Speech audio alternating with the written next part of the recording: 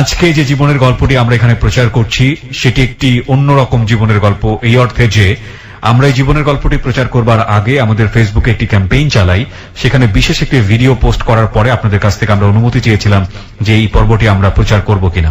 আপনারা সেখানে জানেন যে একটা মারাত্মক রকমের সেক্সুয়াল অ্যাবিউজের ঘটনা ঘটেছে রাজধানীতে, এবং এটা শুধু একটা ঘটেছে বলাটা ভুল হবে, এই লোকের ক্ষেত্রে ঘটেছে, এবং তিনি আসলে শারীরিকভাবে কতটা অক্ষম হয়ে গেছেন এই ভিডিওটা দেখার পরে আপনারা মতামত জানিয়েছিলেন যে আপনারা অনুষ্ঠানটি দেখতে চান কিনা, অনুষ্ঠানটি শুনতে চান কিনা। ওখানে আমরা শতভাগ, আমরা বলবো 99.9% আমরা পেয়েছি ইয়েস, আপনারা অনুষ্ঠানটি শুনতে চান। সেই অর্থে আমরা আজকের এই অনুষ্ঠানে ওনাকে হাজির করেছি এবং উনি হচ্ছেন ফারুক। আমরা ফর্মালি যেভাবে যাই সেভাবেই আমরা অনুষ্ঠানটা শুরু করতে চাই। জি, আচ্ছা, আপনার নামটা একটু বলেন। আমার নাম মোহাম্মদ ফারুক। বর্তমানে বয়স কত আপনার? আমার 40 বছর চলতে আছে। এখন 40 বছর চলছে, ঠিক আছে। আপনি তো দেখতে শুনতে এখন খুবই বাজে অবস্থায় আছেন, বলতে বাজে যেটা বুঝেছি যে আপনার শারীরিকভাবে একেবারেই নড়াচড়া করার মতো শক্তি নাই। আমাদের ভিডিও যারা দেখেছে ফেসবুকে, প্রিয় শ্রোতা আপনারা নিশ্চয়ই ওনাকে দেখেছেন, একটা ভিডিও ক্লিপস অনেক আগে আমরা ফেসবুকে দিয়ে দিয়েছিলাম যে অনুষ্ঠানটি আমরা প্রচার করবো কি করবো না, একটু আগে যেটা যে বিষয়ে কথা বলছিলাম। তো আপনারা ওখানে দেখেছেন ওনাকে। তো আপনাদের মতামতের ভিত্তিতেই তো প্রচার হচ্ছে, যে কারণেই বলা। আপনার গল্পটা আজকে কি নিয়ে সেটা মোটামুটি আমাদের লিসনাররা জানে, যেটা সাধারণত হ্যালো গিট 92 কখনো হয় না, এবং খুব সেন্সিটিভ একটা বিষয়, যে কারণেই আমরা আমাদের লিসনারদের মতামত চেয়েছিলাম যে সবাই আসলে জানতে চাই কিনা সচেতনতার জায়গাটি থেকে। কিন্তু আমরা কমপ্লিট আপনার পুরো লাইফের স্টোরিটাই তুলে নিয়ে আসতে চাই। আপনার জন্ম জেলা কোথায়? বরিশালে। বরিশালে শহরে। আপনার আত্মীয় স্বজন বলতে কে কে আছে? মা বাবা ভাই বোন সবাই আছে। আপনার মা বাবা ভাই বোন সবাই কি এই ঘটনাটা জানে, যে ঘটনা আপনি আজকে না না বলতে কেউ চাচ্ছেন? আজ পর্যন্ত শেয়ার করেনি, প্রথম আমনুল্লাহ করতেছি। আপনি কেন করতে যাচ্ছেন? আপনার জীবনের এত সেন্সিটিভ একটা বিষয়। এই ঘটনার মধ্যে হাজার হাজার লোক জড়ো হয়ে যাবে। আমার মতন এগুলো অসুস্থ বহুত লোক করে সারবনি, উনি খুব খারাপ। এবং আপনি সচেতন করার জন্যই বলেছেন। জি, আমি চাইতেছি কোন লোক যেন এই ভুলে আর না পারা না দেয়। আপনিও সামহাও ভুল করেছেন। আমি অনেকবারে ভুল করছি, আজকে আমার হাত পা সবই খুঁয়েছে। আমি প্রিয় শ্রোতা, আমরা শুরু করছি ওনার জীবনের গল্প একেবারে ছোটবেলা থেকে, যেখান থেকে মনে আছে আপনার জীবনের গল্প শুরু করুন, আমি শুনবো। আমার বাপ মা মধ্যে কোনো মিল ছিল না, তাকে ভিতরে খুব খারাপ সম্পর্ক ছিল। খুব ঝগড়াঝাটি, মানে কেউ সহ্য করতে পারতো না। আচ্ছা। তো আমি খেলাধুলা করতাম, অনেক বেশি পছন্দ করতাম। ফুটবল লই সারাদিন পরে থাকতাম। খেলতে গেলে রাত্রে খেলে টেলে আর ঘরে উঠতে পারতাম না, কোনো মসজিদ টসজিদে ঘুমাই থাকতাম, সকাল পরদিন আবার খেলতে চলে যেতাম। কয় ভাই বোন ছিলেন আপনারা? আমি প্রথম ওই সময় একা ছিলাম, এখন বর্তমানে 2 ভাই 1 বোন। আপনি সবার বড়? জি। আপনি একাই ছিলেন। আপনার বাবা কি করতো? আমার আব্বা রিক্সা চালাইতো। রিক্সা চালাইতো। আচ্ছা। তো বাসায় সবসময় গন্ডগোল ছিল, আপনি ফুটবল খুব পছন্দ করতেন এবং রাতের বেলা বাড়ি ফিরতে পারতেন না, যদি ফুটবল খেলে লেট হয়ে যেত, তাই তো? না, মানে খেলতে গেলে আর ঘরে ঢুকতে দিত না, কোথাও যে কাম করবা তারপর খাবার খাওয়া নিজেটা নিজে জোগাই আনো। তো আপনি রাতের বেলা মসজিদে ঘুমিয়ে থাকতেন? জি। ভয়ে? ভয়। মায়ের তো খাইতেই দিত, আর আমার লোক মায়ের অনেক মারধর করতো। মায়ের অনেক মারতো। আপনার চেয়ে মাকে বেশি মারতো? সামলাতে পারো না, তা পোলালে চলে যাওয়া হয়। লাস্টে আমি নিজে সময় চিন্তা করলাম যে পেলের একটা ঘটনা শুনছি যে হে খেলাধুলা লোক বহুত কষ্ট করছে, তা আমার মনের ভিতরে একটা শখ জাগছে। আমি ওদিনকে রাত্রি লঞ্চ ছুটে ঢাকায় প্রায় স্টেডিয়ামে টোকাই গুলো কাজ করি, ফুটবল খেলা আনা না করি। দাঁড়ান 1 মিনিট, এটা কত বছর বয়সে? আপনি তখন পড়াশোনা করছিলেন? আমি কোনোদিন স্কুলে খুব কম গেছি, আমার সবসময় খেলা মনে ছিল ফুটবল। আচ্ছা। তো ওই সময়ে আপনি একেবারে ছোট বয়সে 7-8 বছর বয়স, আমার সঙ্গে শূন্যত হয় নাই। ওই সময় আসেন আপনি? ওই সময় ঢাকা চলে যাই, আমি ঢাকা উঠে বুলবুল আছে না ক্রিকেট প্লেয়ার, আর ছত্র রক্সি ভাই। কিভাবে হলো আমি একটু শুনতে চাই, একটু সিরিয়ালি বলেন ঘটনাগুলো কিভাবে ঘটছে ঢাকায় আসার পরে। আমি জানতে চাচ্ছি কারণ এর আগে তো আপনি ঢাকায় আসেননি কখনো। না। তো বরিশাল থেকে আপনি ঢাকায় আসলেন, কিভাবে আসলেন আপনি? লঞ্চ উঠলাম, ওই প্লেয়ার কথা মনে করো, অনেক প্লেয়ার গল্পটা আমার শুনেছে যে হে খেলাধুলার জন্য এভেলেবল কষ্ট করছে, কাপড় দিয়ে ফুটবল বানিয়ে খেলাধুলা করছে। পেলের গল্প করেছে আপনার কাছে? ব্রাজিলের সেই মহানায়ক না, কিন্তু পেলের গল্পটা আপনি কার কাছ থেকে শুনতেন? আমার এক এলাকার এক ভাই আছে হানিফ, ও লেখাপড়া করতো, ওর দ্বারা সন্ধ্যার পর ওর দ্বারা যে বইতাম আমি। আচ্ছা। তো আমার এই গল্পটা শুনে যে তুই তো যে কি কষ্ট করছ, তোর কাছে অনেক মানুষ অনেক কষ্ট করছে, আর আমি বড় বড় প্লেয়ার। আচ্ছা, এগুলো বলে আপনাকে উৎসাহ দিত? আমার উৎসাহ দিচ্ছে, আমি ওদিনকে লঞ্চে উঠছি, ঢাকায় পড়ছি। আচ্ছা, ঢাকায় আসলেন। ঢাকা আইয়া মানে কি খাবো কি করবো চিন্তা করে পাইতেছিলাম না। কোন এলাকায় আসলেন, উঠলেন? একদম বাইতুল মোকাররমের সামনে যে বড় টাওয়ার মানে প্রথম ওই জায়গায় আমি উঠছি। আচ্ছা। তারপর ওই জায়গায় কয়টা টোকায় পোলাফানে লাগে মার্বল খেললাম, ওগুলো পরিচয় হইলো। আর আমার বুদ্ধি দিল যে আমাগুলা কাজ করতে পারবি, তুই কাগজ টোকাবি। আমার একটা বস্তা দিল, আমি ওগুলা কাগজ টোকাই ওগুলাকে বেচলাম, খাওয়ানো টাকা উঠতে গেলাম, আমার চিন্তা নেই। পরে যেখানে ওই যে 24 তলাটা ওই সাইডে জুলাস ভাই, লিটন ভাই নামে দুজন, আর মজিবার ভাই, ফকিরে বলেন মজিবার ভাই। আচ্ছা তারা মনে করেন হ্যাঁ কিছু কিছু লোকজন ফুটবল খেলতে, বৃষ্টি বৃষ্টি নামলে মানুষের চোরে কাপড় চোপড় লয়ে যেতে, কামের বাবা করতে কাপড় চোপড় যাতে বইতে করে নাস্তা খাওয়াবো, মানে কাপড় চোপড় দেখার জন্য। হ্যাঁ দেখার জন্য আমিও বই থাকতাম, নাস্তা খাওয়ালে খুব ভালো পেতাম আমরা সবাই। আচ্ছা মানে এগুলো বসে বসে পাহারা দিতেন। পাহাড় দিতাম, হ্যাঁ খেলাধুলার চেষ্টা চালাই দিতাম, মিস করে বই থাকতাম না। বেলাল ভাই এমন আছে স্টেডিয়ামে, এমন বেলাল ভাই, আচ্ছা আচ্ছা হে আমার খুব ভালো পেতো। আচ্ছা পরে আস্তে আস্তে হ্যাঁ মিশে গেলাম। পরে এক পর্যায়ে স্টেডিয়ামে মালা ভাই নামে একজন লোক আছে, স্টেডিয়ামের যাতে টোকা আছেন হ্যাঁ সবারই হে কাজ দেয়, হ্যাঁ লাগা পরিচয় হে আমার স্টেডিয়ামের ভিতরে ঢুকতে দিল। পরে কাজ করতে করতে পরে পরিচয় ক্রিকেট প্লেয়ার রফিক ভাই, বুলবুল ভাই আছে না, বুলবুল ভাই কেমনে পরিচয় হলো? হে বরিশালে খেলতে গেছিল, বাজার রোডে খেলতে গেছিল, সেই সময় হাল্লা হারে আমি দেখছি 101 রান করে সব, আমি এই কথাটা মনে রাখছিলাম। পরে সব টোকাই গুলাকে বই রেছি, আমার ডাক দিচ্ছে, আমার গায়ে কোনো গেঞ্জি আসলো না, আমার ডাক দিয়ে তোর বাড়ি কমকে বলছিল, তোকে বরিশাল খেলতে গেছিলাম, আমাকে আমি চিনি তো, আপনি 101 রান করেছিলেন, হ্যাঁ তুই আমার সেন্সেস তাহলে। তারপরে তারা একটা সিঁদুর একটা গেঞ্জি গিফট করছিল, ভারত সিঁদুর আছে না এগুলো র্যাক সাদা আর লাল র্যাক র্যাক একটা গেঞ্জি হারে গিফট করছিল, সেই গেঞ্জিটা আমার ব্যাগ করে বাদ করে আমার দেশে গেঞ্জি তো অনেক বড়, প্যান্টের মধ্যে ঢুকাইয়া একটা শর্ট প্যান্ট দিছিল আমার, এই পরে থাক এই হাল্লাকে মনে করেন মোটামুটি হলো, তাই হার আশা বই থাকতাম। কোন সময় ব্যাগ লই আমি স্টেডিয়ামের ভিতরে ঘুরতাম যাইতাম, যেদিকে যাইতে গেতো, যার সব 20 টাকা 50 টাকা দিত ওই দামে খাইতাম। পরে মনে করেন পরিচয় হলো রক্সি বই লাগে, মহামডানি খেলতে সময় রক্সি ভাই। পরে হে আমার একটা জার্সি দিল 20 নম্বর, ও আরামবাগে যখন খেলতে আরামবাগের টিমের একটা জার্সি দিল 20 নম্বর প্যান্ট আর জার্সি, এইটা তুই গায়ে দিস। রাতে থাকতেন কই? স্টেডিয়ামের বারান্দায় ঘুমাইতাম। ওখানে কি আর কেউ ঘুমাতো নাকি? অনেক বহুত পোলাপন ঘুমাইতো। এখনো ঘুমায়? এখনো ঘুমাই, আমি এখনো তো ঘুমাই, ওখানেই ঘুমান? এখানে ঘুমাই, আপনারা না আর আগে আমি এখানে ঘুমাই।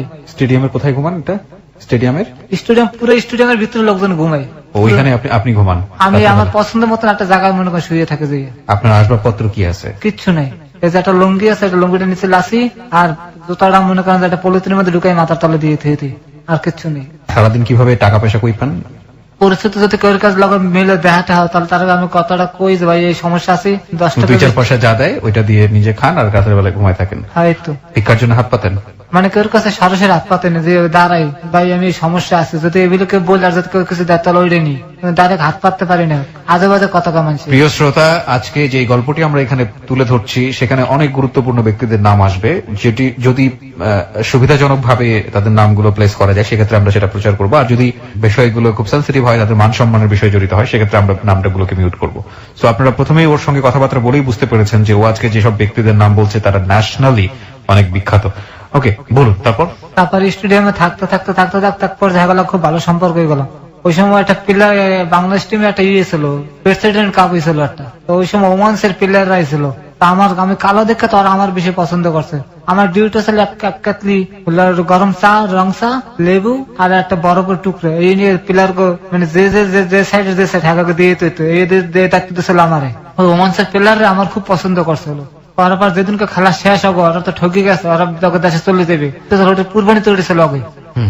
তারপর ওরা আমার একটা সিক্রেট খোসার মধ্যে ডলার দিছে, সরাসরি দিতে পারে না, জানলা দিয়ে মেলা মারছে, আমার গায়ে পড়ছে, ওই এক হিজুন্সি দেখছে, আমার লড়াতে লড়াতে স্টেডিয়ামের ভিতরে লেগে গেছে। আমি যাই টাকাটা আমার পরিস্থিতি দেখা আছে, হ্যাঁ ডলারটা দিলাম, বাংলায় আমার কত 1000-2 টাকার মতন মনে দিচ্ছে, ওইলে আমি বাড়ি চলে গেছে, আর আমার স্টেডিয়ামে থাকা হইলো না। কতদিন পরে আনুমানিক কতদিন পরে বাড়ি গেলেন?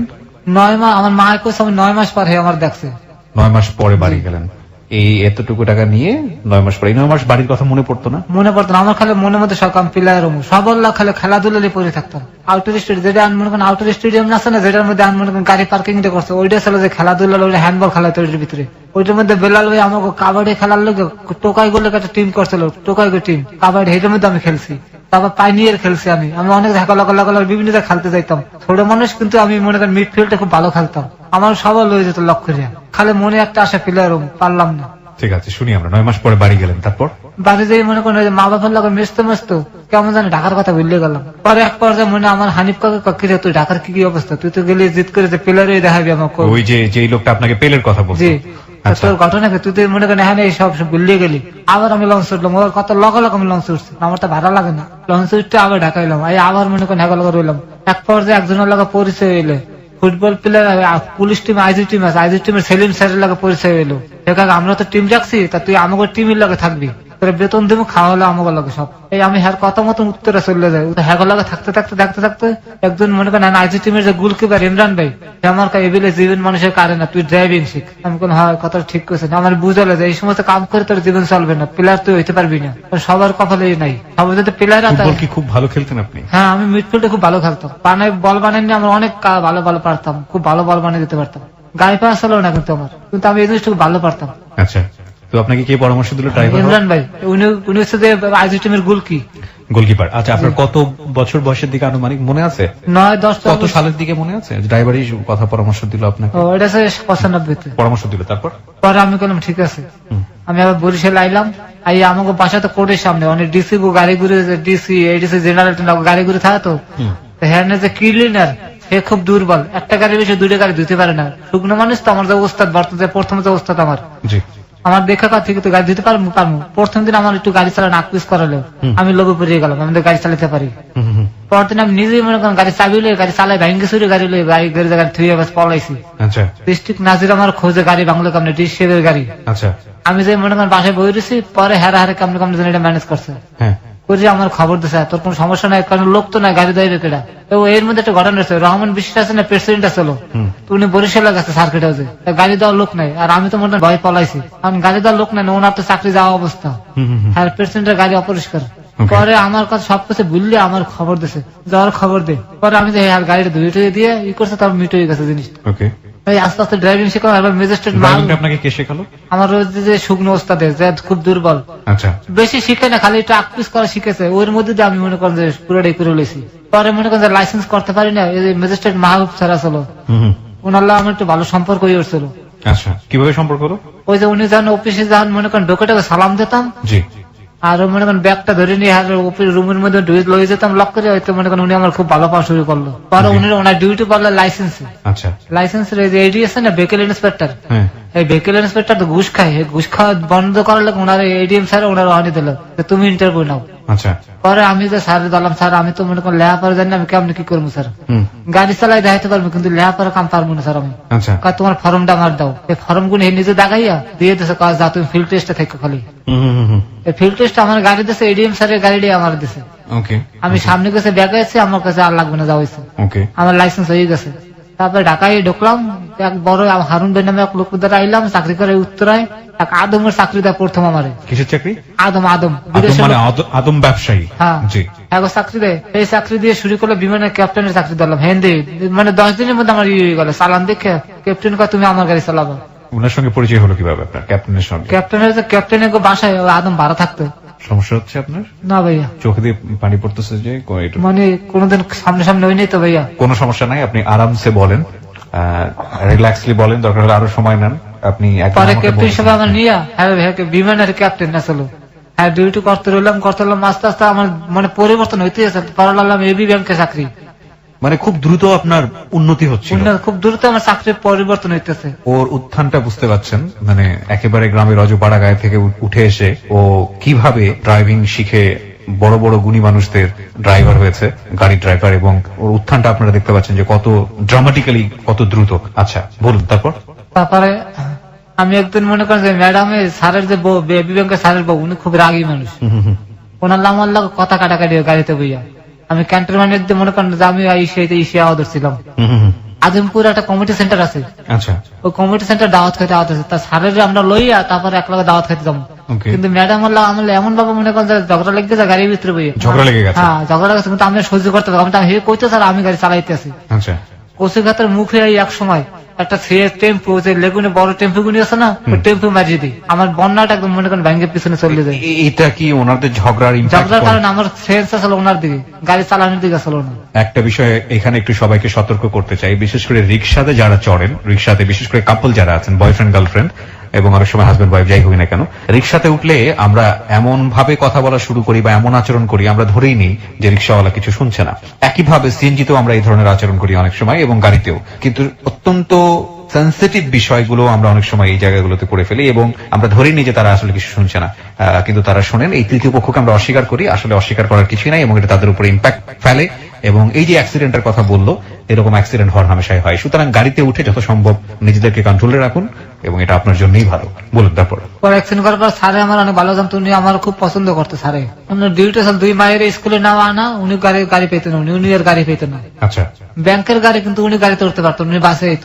পরে মনে করেন ম্যাডাম হলে ঝগড়া অর্ডার করে গাড়িটা যেমন ওই করলাম, স্যার আমার খুব খেপি করলো। পরে ওই আমার টাকা পয়সা দিলে লাইট লুট কিনে, আর আমি চিন্তা করলাম কি আমার মনে হয় চাকরি নাই, আমি লাইট লুট কিনে দিই আর কিছু টাকা আমাদের রাখে দিয়া আমি গেছি স্যার আমি চাকরি করবো না। ওকে, দাঁড়িয়ে পড়লাম, আইয়ে মনে করেন যে পল্টনে এক পাকিস্তানের চাকরি লইলাম। আর চাকরি করতে করতে করতে করতে মনে করেন যে পরিচয় হইলো যে মনে করেন রেন্টেকারের দেলার বেগুলো। হ্যাঁ, আমার চাকরি হঠাৎ করে একদিন চলে যায়, দেলার বের করলাম, দেলার বে আমার তো চাকরি নেই, আমি কি করবো, তুমি আমার রেন্টেকারে ভর্তি হও, তোমার তো গাড়ি চালানো আমি দেখছি ভালো, তুমি রেন্টেকারে ভর্তি। এই রেন্টেকারে ঢুকলাম। কত সালের দিকে এটা? 2007 বা 2008 হইবে। আচ্ছা আচ্ছা, ওকে। ঢুকলাম, ঢোকার পরে মনে করেন যে হ্যাঁ লাগে আমার ট্রিপ মনে করেন যে লাগা বান্ধে লাগিয়ে রইলো, সমস্ত যে আমার একবার নেয় এই আই আমারই খোঁজে, ওই ছেলেটার দেন। ওকে।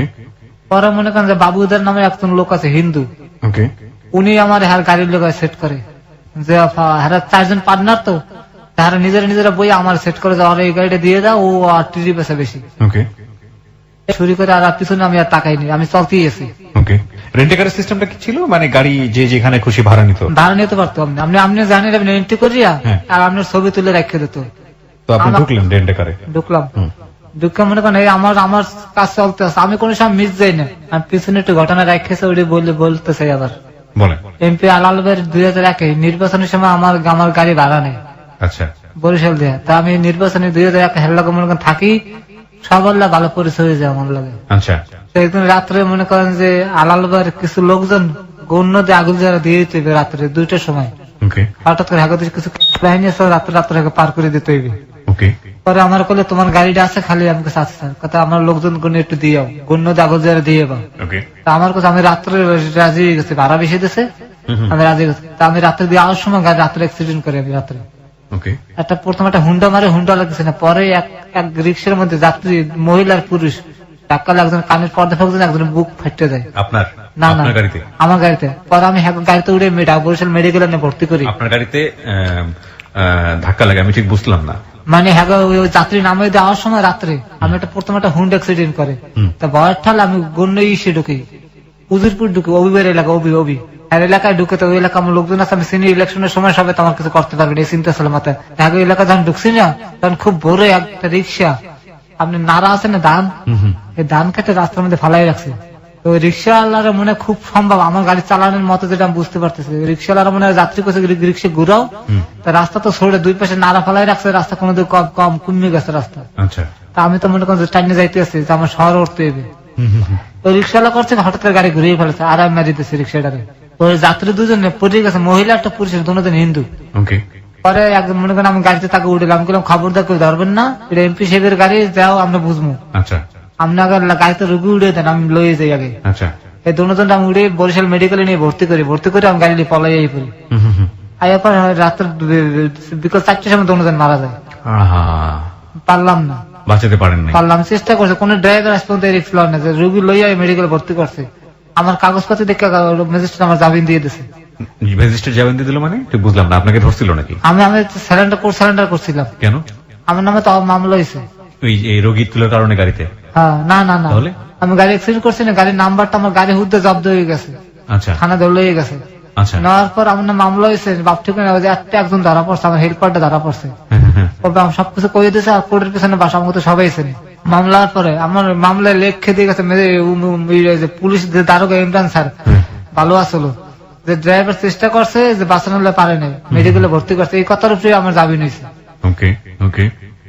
আমার যে উকিল ছিল এ কথা, স্যার এই ছেলে যদি খারাপ হতো তাহলে রুগী মেডিকেল আনতে না, রাস্তায় ফালাই থই যেত, আর চেষ্টা করছে বাঁচানো পারেনি, এই জামিন হয়ে গেল।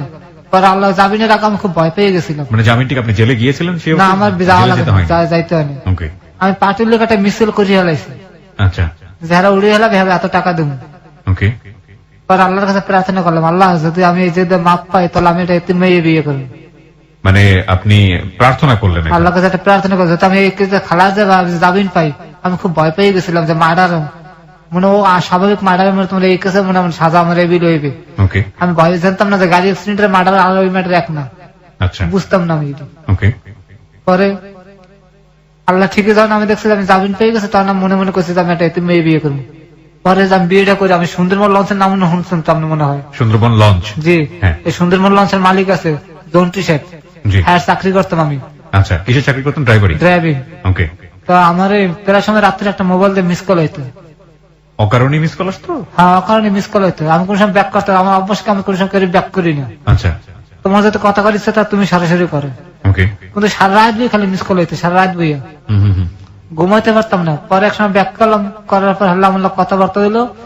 আমি জিজ্ঞেলাম তোমার কে কে আছে, আমার কেউ না, বাপ মা না। তখন তো মনে করেন আমার তার প্রতি একটু দুর্বলতা লাগিয়ে গেল, আমি তো এতিম খুঁজে মনে মনে। আচ্ছা, তো ওর নাম কি ছিল মেয়েটা? ফেরোজা। ফিরোজা, আচ্ছা, হ্যাঁ। পরে মনে করেন ভালো লাগে আমার লাগে, একদিন মনে করেন যে রাত্রে কথা হয় কি যে আমি তুমি এক কাপড় বরিশাল আইতে পারবো, আমি পারবো না। মানে মেয়ের সঙ্গে কি আপনার পরিচয় হয়ে গেল? হ্যাঁ, ফোনে ফোনে ওই বেশ ধরনের হ্যাঁ। সম্পর্ক কি হয়ে গেল? হ্যাঁ, প্রেমের যে সম্পর্ক? আমার লাগে সম্পর্কটা ওইগুলো হয়ে গেল। আচ্ছা, তা আমি জিজ্ঞেস করলাম যে তুমি এক কাপড় বরিশাল আইতে পারবো, পারবো না। আচ্ছা, ভোর 7টার সময় উঠতে আমার ফোন দিয়েছে, আমি কিন্তু গাড়িতে, আমি বিশ্বাস করিনি। এবার আপনার সঙ্গে ফোনে কথোপকথন হওয়ার কতদিন পরের ঘটনা? 3 মাস। 3 মাসের মধ্যেই? হ্যাঁ। আচ্ছা, তারপর? পরে আমার গাড়িতে 7টার সময় টাকা আমি গাড়িতে, আমি বিশ্বাস করিনি জিনিসটা। আমি মনে করেন যে বাসায় ডিউটি করতে আছে ম্যাডামের, হুম, আর বাচ্চা করে ডিউটি। পরে মনে করেন 4টার সময় আমার বরিশাল ফোন দিয়েছে, আমি নতুল্লা বাস। কিসের লগে? নতুল্লা বাস, আমি বাস স্ট্যান্ডের নাম আছে নতুল্লা বাস। আচ্ছা, আচ্ছা, তখন আমি আমার পাশে একটা ছোট ভাই আসলো রফিক নামে, ও আমার সবসময় কাজ করে, রফিক ঘটনাটা ঘটে গেছে, এভেলেবল ঘটনা মেয়ে তাই পড়ছে, হুম হুম হুম, চল ফারুক আগে দেখে লই। আচ্ছা ঠিক আছে চল যাই। এই রিক্সা গেলাম, যাই আমার দেখে তো পছন্দ হয় না, দেখে মা ভাই সম্ভব না, মানে যত কিছু হোক না কেন মন হ্যাঁ। থেকে নিয়ে নিতে পারছেন না। মানে আমি এখন মনে করছি কি করবো, কান্দি দেবো না আমি ফিরে আইবার মান। আর আমি রফিক কি করবো, ফারুক ভাই বরিশালের লোকজন এই মাইয়ে তোর দাঁড়াইছে, কোন একটা খারাপ কিছু ঘটে গেল, তোর নাম কইবে, মা হুদা দিয়ে মনে কর নারী নির্যাতন মামলা ফিরে যাবে। মেয়েটাকে দেখে পছন্দ হলো না কেন? মাইরা মানে দেখে মানে বয়স্ক মনে হইতেছে, বয়স্ক মনে হচ্ছে, মানে চেহারা ছবি দেখে আপনার পছন্দ হয়নি? না। আচ্ছা, আগে বাসা লইল, বুঝে হয় না, টাকা পয়সা দিয়ে বিদে আগে বাসা লইল। আগে বাসা নাও, হ্যাঁ, আপনার বন্ধুই পরামর্শ দিচ্ছে? হ্যাঁ, আমি তোর বুদ্ধি ঠিক আছে, লতে যাই। তারপর মনে করেন যে আমি বাসা, আমার তো বাসা আসলো, আইলাম। চানমিনার নাম আছেন? না, আমি নাম শুনিনি। এই যে মেয়ের প্রার্থী আসলো বরিশালের। আচ্ছা, আচ্ছা, হ্যাঁ, ভারপুর আসলো ওইটা রফিক। ওকে, ওনার বাসা নিলেন? হ্যাঁ, বাসার পিছনে ভাড়া থাকতাম, ওকে। ব্যাচেলার একলা। প্রিয় শ্রোতা, আপনাদের এখানে সবাইকে একটু নোটিফাই করছি, আজকে যে গল্পটা এখানে রিভিল হচ্ছে, হুইচ ইজ কোয়াইট সেন্সিটিভ এবং of course it's a 18+ story in a sense. সচেতনতার দিক থেকে প্রাপ্তবয়স্কদেরই আমরা শুনতে বলবো এই গল্পটা। এবং এই গল্পটা শোনার আগে আমার মানে শুনলেও ইভেন আমি বিলিভ করতাম না। আমি একটি বিদেশি চ্যানেলে একটা অনুষ্ঠান দেখেছিলাম, সেখানে এক ধরনের ক্রাইম নিয়ে একটা অনুষ্ঠান প্রচার করা হয় রেগুলার, বাংলাদেশে অসংখ্য শ্রোতা আছে ওই অনুষ্ঠানের। সেখানে এই ধরনের অ্যাবিউজের কথা আমি জানতাম, এবং জানার পর আমার কাছে অনেকটা অবাকই লেগেছে। সেটা হচ্ছে সেক্সুয়াল অ্যাবিউজ। সেক্সুয়াল অ্যাবিউজ যে একটা মানে পূর্ণ বয়স্ক মানুষও হতে পারে এবং ছেলে মানুষ হতে পারে, সেটা আমাদের সোসাইটিতে সাধারণভাবে বিলিভ করাটা খুব কঠিন। কিন্তু এই মানুষটি এমন ভাবে অ্যাবিউজ হয়েছে কোন একটি সম্ভ্রান্ত পরিবারের মহিলা দ্বারা, এবং কি সিস্টেমেটিক্যালি তাকে অ্যাবিউজ করা হয়েছে আপনি চিন্তাও করতে পারবেন না। ওভারডোজেস মেডিসিন দিয়ে ওর শরীরটাকে পুরোপুরি শেষ করে দেওয়া হয়েছে। যারা ভিডিও দেখেছেন, আমরা বেশ কিছুদিন যাবত এটা নিয়ে প্রচারণা চালিয়েছি। এবং এই যে নাটকীয় ঘটনা, এই ঘটনাটা জন্মটা কিভাবে হয়েছিল সেটা, এবং উনি স্বেচ্ছায় আজকে এখানে রেডিওতে বলতে এসছেন এই কারণে যে ওনার জানা মতে অনেকেই এই শিকারে পা দিচ্ছেন এবং এই শিকারে পা দিয়ে নিজের সমস্ত কিছু খোয়াচ্ছেন, যাতে করে এই ভুলটা কেউ না করেন। আমরা সেই গল্পের দিকে ধীরে ধীরে যাব। তবে এই মুহূর্তে বিরতির সময় হয়েছে, যেহেতু আমরা ছোট্ট একটা বিরতি নেব 4 মিনিটের। আর ওনাকে যদি আপনারা দেখতে চান, অবশ্যই ফেসবুকে চলে আসবেন। আমার ফেসবুকের ঠিকানা হচ্ছে www.facebook.com/kibriya.rj। আমি আবারও বলছি www.facebook.com/KEBRIA.rj। পেজটি আছে আরজে কিবরিয়া নামে। লাইক দিয়ে দেবেন, লাইক দেওয়ার সঙ্গে সঙ্গে আপনি আমার পেজের মেম্বার হয়ে যাবেন। ক্লোজ আপ মনে করিয়ে দেয় জীবনের দুর্দান্ত কিছু মুহূর্ত। এসব মুহূর্তের দেখা পেতে পেরোতে হয় হাজারো বাধা বিপত্তি। বাধা অতিক্রম করতে গেলে অনেক সময় আসে ব্যর্থতা। চেষ্টা, সাহস, আত্মবিশ্বাস এবং ইচ্ছা শক্তির মাধ্যমেই আমরা জয় করতে পারি সব বাধা, অর্জন করতে পারি জীবনের কিছু দুর্দান্ত মুহূর্ত। ক্লোজ আপ, দুর্দান্ত ফ্রেশনেস, বানায় দুর্দান্ত মুহূর্ত। ফিরে আসছি ঠিক 4 মিনিট পর। Close Up presents Hello 8920. Close Up. The closer, the better. Close Up presents Hello 8920. Close Up. The closer, the better. 4 minute পর আমরা আবারও ফিরে এসেছি ক্লোজ আপ প্রেজেন্স হ্যালো 8920 তে, দ্য ক্লোজার দ্য বেটার। আমি আরজি কিবরিয়া রয়েছে আপনার সঙ্গে এবং আপনারা শুনছেন এবিসি রেডিও এফএম 89.2। এখানে আজকে জীবনের গল্প বলার জন্য আছে ফারুক। তার জীবনের যে অবর্ণনীয় গল্প সেটা কিছুটা হলেও আপনারা আজ করতে পারছেন, কিন্তু আমরা সেই গল্পের ভেতরে এখনো প্রবেশ করিনি। আমরা সেখানটায় যেতে চাই ধীরে ধীরে। ক্লোজ আপ মনে করিয়ে দেয় জীবনের দুর্দান্ত কিছু মুহূর্ত। এসব মুহূর্তের দেখা পেতে পেরোতে হয় হাজারো বাধা বিপত্তি। বাধা অতিক্রম করতে গেলে অনেক সময় আসে ব্যর্থতা। চেষ্টা, সাহস, আত্মবিশ্বাস এবং ইচ্ছা শক্তির মাধ্যমেই আমরা জয় করতে পারি সব বাধা, অর্জন করতে পারি জীবনের কিছু দুর্দান্ত মুহূর্ত। ক্লোজ আপ দুর্দান্ত ফ্রেশনেস বানায় দুর্দান্ত মুহূর্ত। আমি আরজি কিবরিয়া রয়েছে আপনার সঙ্গে এবং আপনারা শুনছেন এবিসি রেডিও এফএম 89.2। এখানে আজকে জীবনের গল্প বলার জন্য আছে ফারুক। তার জীবনের যে অবর্ণনীয় গল্প সেটা কিছুটা হলেও আপনারা আজ করতে পারছেন, কিন্তু আমরা সেই গল্পের ভেতরে এখনো প্রবেশ করিনি। আমরা সেখানটায় যেতে চাই ধীরে ধীরে। ফারুক, আমরা যেখানটায় ছিলাম, ব্রেক নিয়েছিলাম যেখানে, বলুন তারপর। ওই বাসায় তারপর নিয়ে আইলাম, আর পরে আমার তো পছন্দ হয় না। আর মানুষের জন্য ও কইতেছে যে আমি এতিম মানুষ, এখন যদি আমার আনতে ফেরত পাঠায় দাম বাইরে দেওয়া থাকে, তাহলে আমার আর ঘরে ঢুকতে দেবে না। মানুষের কাছে এই ধরনের কথা বলতেছে। আচ্ছা, আর এলাকার যারা মুরব্বী জি, হ্যাঁ আমার পক্ষে চলে গেল, আর আমার পক্ষে কেউই নেই। তুমি এতিম মেয়ে আনছেন, তোমার বিয়ে করতেই হবে। পরে কি আর করার বাধ্য হয়ে মনে করেন যে লোকজন ডাক্তার ঢুকে রাত্রে মনে করেন বিয়ে হয়ে গেল। বিয়ে হয়ে গেল? কত সালে বিয়ে করলেন আপনি মনে আছে? হ্যাঁ, কত সালে? 2009 জুন মাসে। 2009 সালের জুন মাসে? জি। আচ্ছা, 9 তারিখ আচ্ছা, বিয়ে করলেন আপনি? বিয়ে করার পরে তারপরে আস্তে আস্তে দেখে আমার লাগে প্রতিটা দিনই মনে করেন হেলা আমার লাগে। আমার মা বাবা যেগুলো করতে হেরা অবস্থায় সেইভাবে ঘটনা করতেছে। মানে ঝগড়া? বরিশাল থাকবে না, ঢাকায় ঢাকায় আসবে? জি, ঢাকা তার স্বামী আছে, বাচ্চা আছে, হেতার আমি জানি না। জানলেন কিভাবে? মাতৃত্ব দাগ আছে না, যে আপনারা বুঝছেন কিনা জানি না। মাতৃত্ব দাগ, হ্যাঁ, প্রেগন্যান্সি স্পট যেটাকে বলে। হ্যাঁ, ওই দাগ আমি তার শরীরে দেখতে পাই। আমি জিজ্ঞেস করলাম এটা কিসের দাগ? আমার গায়ে খেজুরের রস পড়ছিল। তার মাথাটা মনে করেন যে আমার গা অতটা চিন্তা করিনি। আর পরে আমি ঢাকায় পড়ি আর যে না মারদার কদিন রইলাম, দেখে মা বাবার লাগা যা আছে কইতে আছে। আমি বললাম যাক ঘরে সংসার আগে বাঁচাই লই আগে, বিয়ে দান করছে তাতে হালাই তো আর দেওয়া যাবে না। ঢাকায় নিয়ে আসি। ঢাকায় মনে করেন এসে রইলাম, রামপুরে টিভি সেন্টারের পিছনে ভাড়া রইলাম। ওই সময়টাতে আপনি কি করেন? ওই গাড়ি চালাই, আমার লাগে ভালো ভালো মালিকের লোক পরিচয় রয়ে মানে গেছে। কি কোনো মালিকের গাড়ি চালান নাকি রেন্টে কার চালান? রাতুল লঞ্চের মালিকের গাড়ি চালাই। আচ্ছা, প্রিয় শ্রোতা, আজকে যে গল্পটা ও বলছে ওর যে রেফারেন্স আপনারা শুনেই বুঝতে পারছেন যে কতটা অথেন্টিক এই গল্পটা। ওকে, বলুন তারপর। পরে আমি একদিন মনে করেন যে নর্থ সাউথ ইউনিভার্সিটি 10টা ড্রাইভের একখানে বইয়ে থাকলে যে গল্প করেন, আমি একদিন প্রতিদিনই গল্প করি, কিন্তু একদিন আমি ওই যে পেটের দাগের কথা জিগেই আমি জিম খেয়ে গেছি।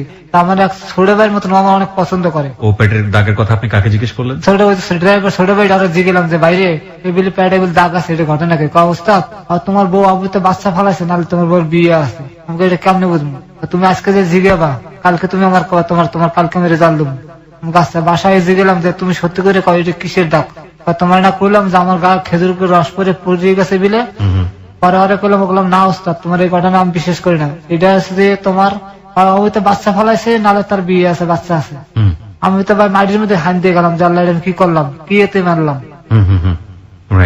তারপর আমি যে ছেলের ডিউটি করে জানালাম যে বাইরে এই ঘটনা। ও আবার মায়ের লোক ডাক্তার প্রেম করে। আপনার চোখ দিয়ে পানি পড়ছে, আপনার একেবারেই মনে করতে হবে এমন কোনো কথা নাই।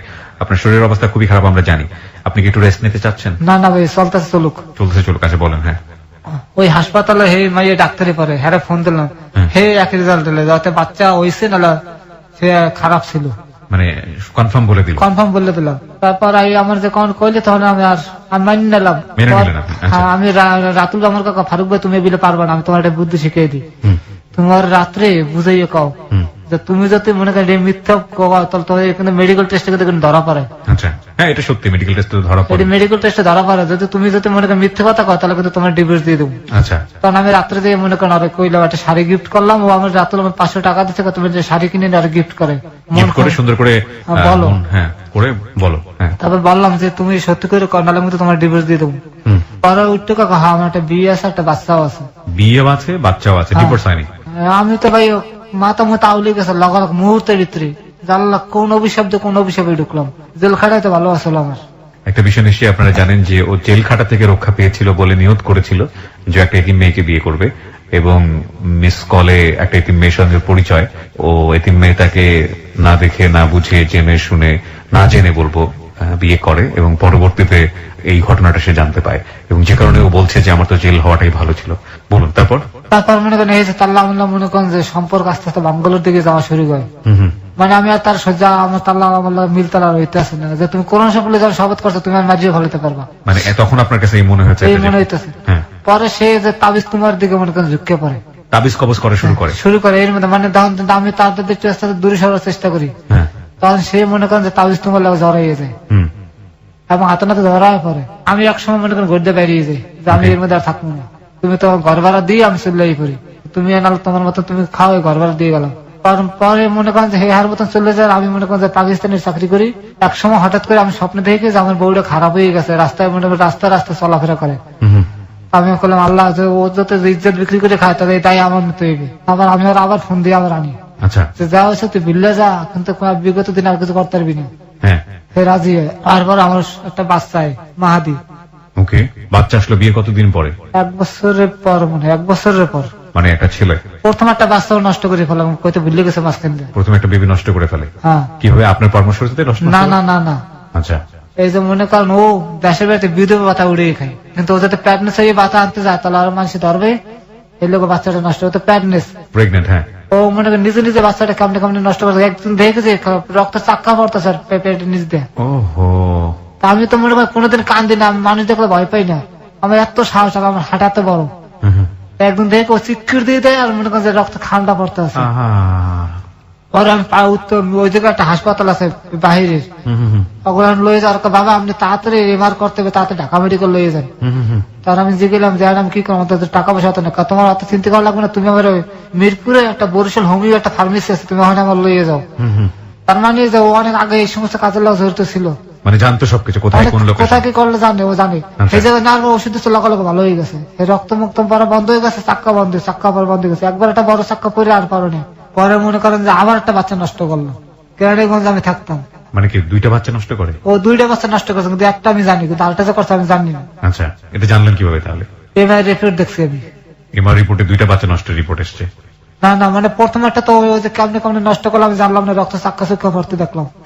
কিন্তু যেটা কেরানীগঞ্জে যেটা হয়েছে ওটা পাইলাম এমআই রিপোর্ট, কাগজপত্রে খোঁজতে করতে দেখলাম যে ওটার মধ্যে একটা রিপোর্ট। আল্ট্রাসাউন্ড করা আসলো, মানুষের জিগেলাম বা এটা পরে শুনেন তো আমারে, আপনার বউকে প্যাডনেস আসলো, তা আমি মনে ভালো মতো কিছু ঘা আসলো, উনি তো বাচ্চাটার ই করে আনছে, এমআর করছে। এই মনে করেন হার পথে যাবেন একখানে মনে উঠতে গেল, হ্যাঁ হার মতন থাই, আমি আমার মতন থাই। আচ্ছা, এটা হচ্ছে আপনাদের বাচ্চা হওয়ার আগের? হ্যাঁ, এই যে মাহাদেও আর আগের ঘটনা। জি। পরে মাহাদি আমি চিন্তা করলাম একটা বাচ্চা যদি না, আমার একটা বাচ্চার খুব শখ, পরে একটা বাচ্চা হলো নাম মাহাদি।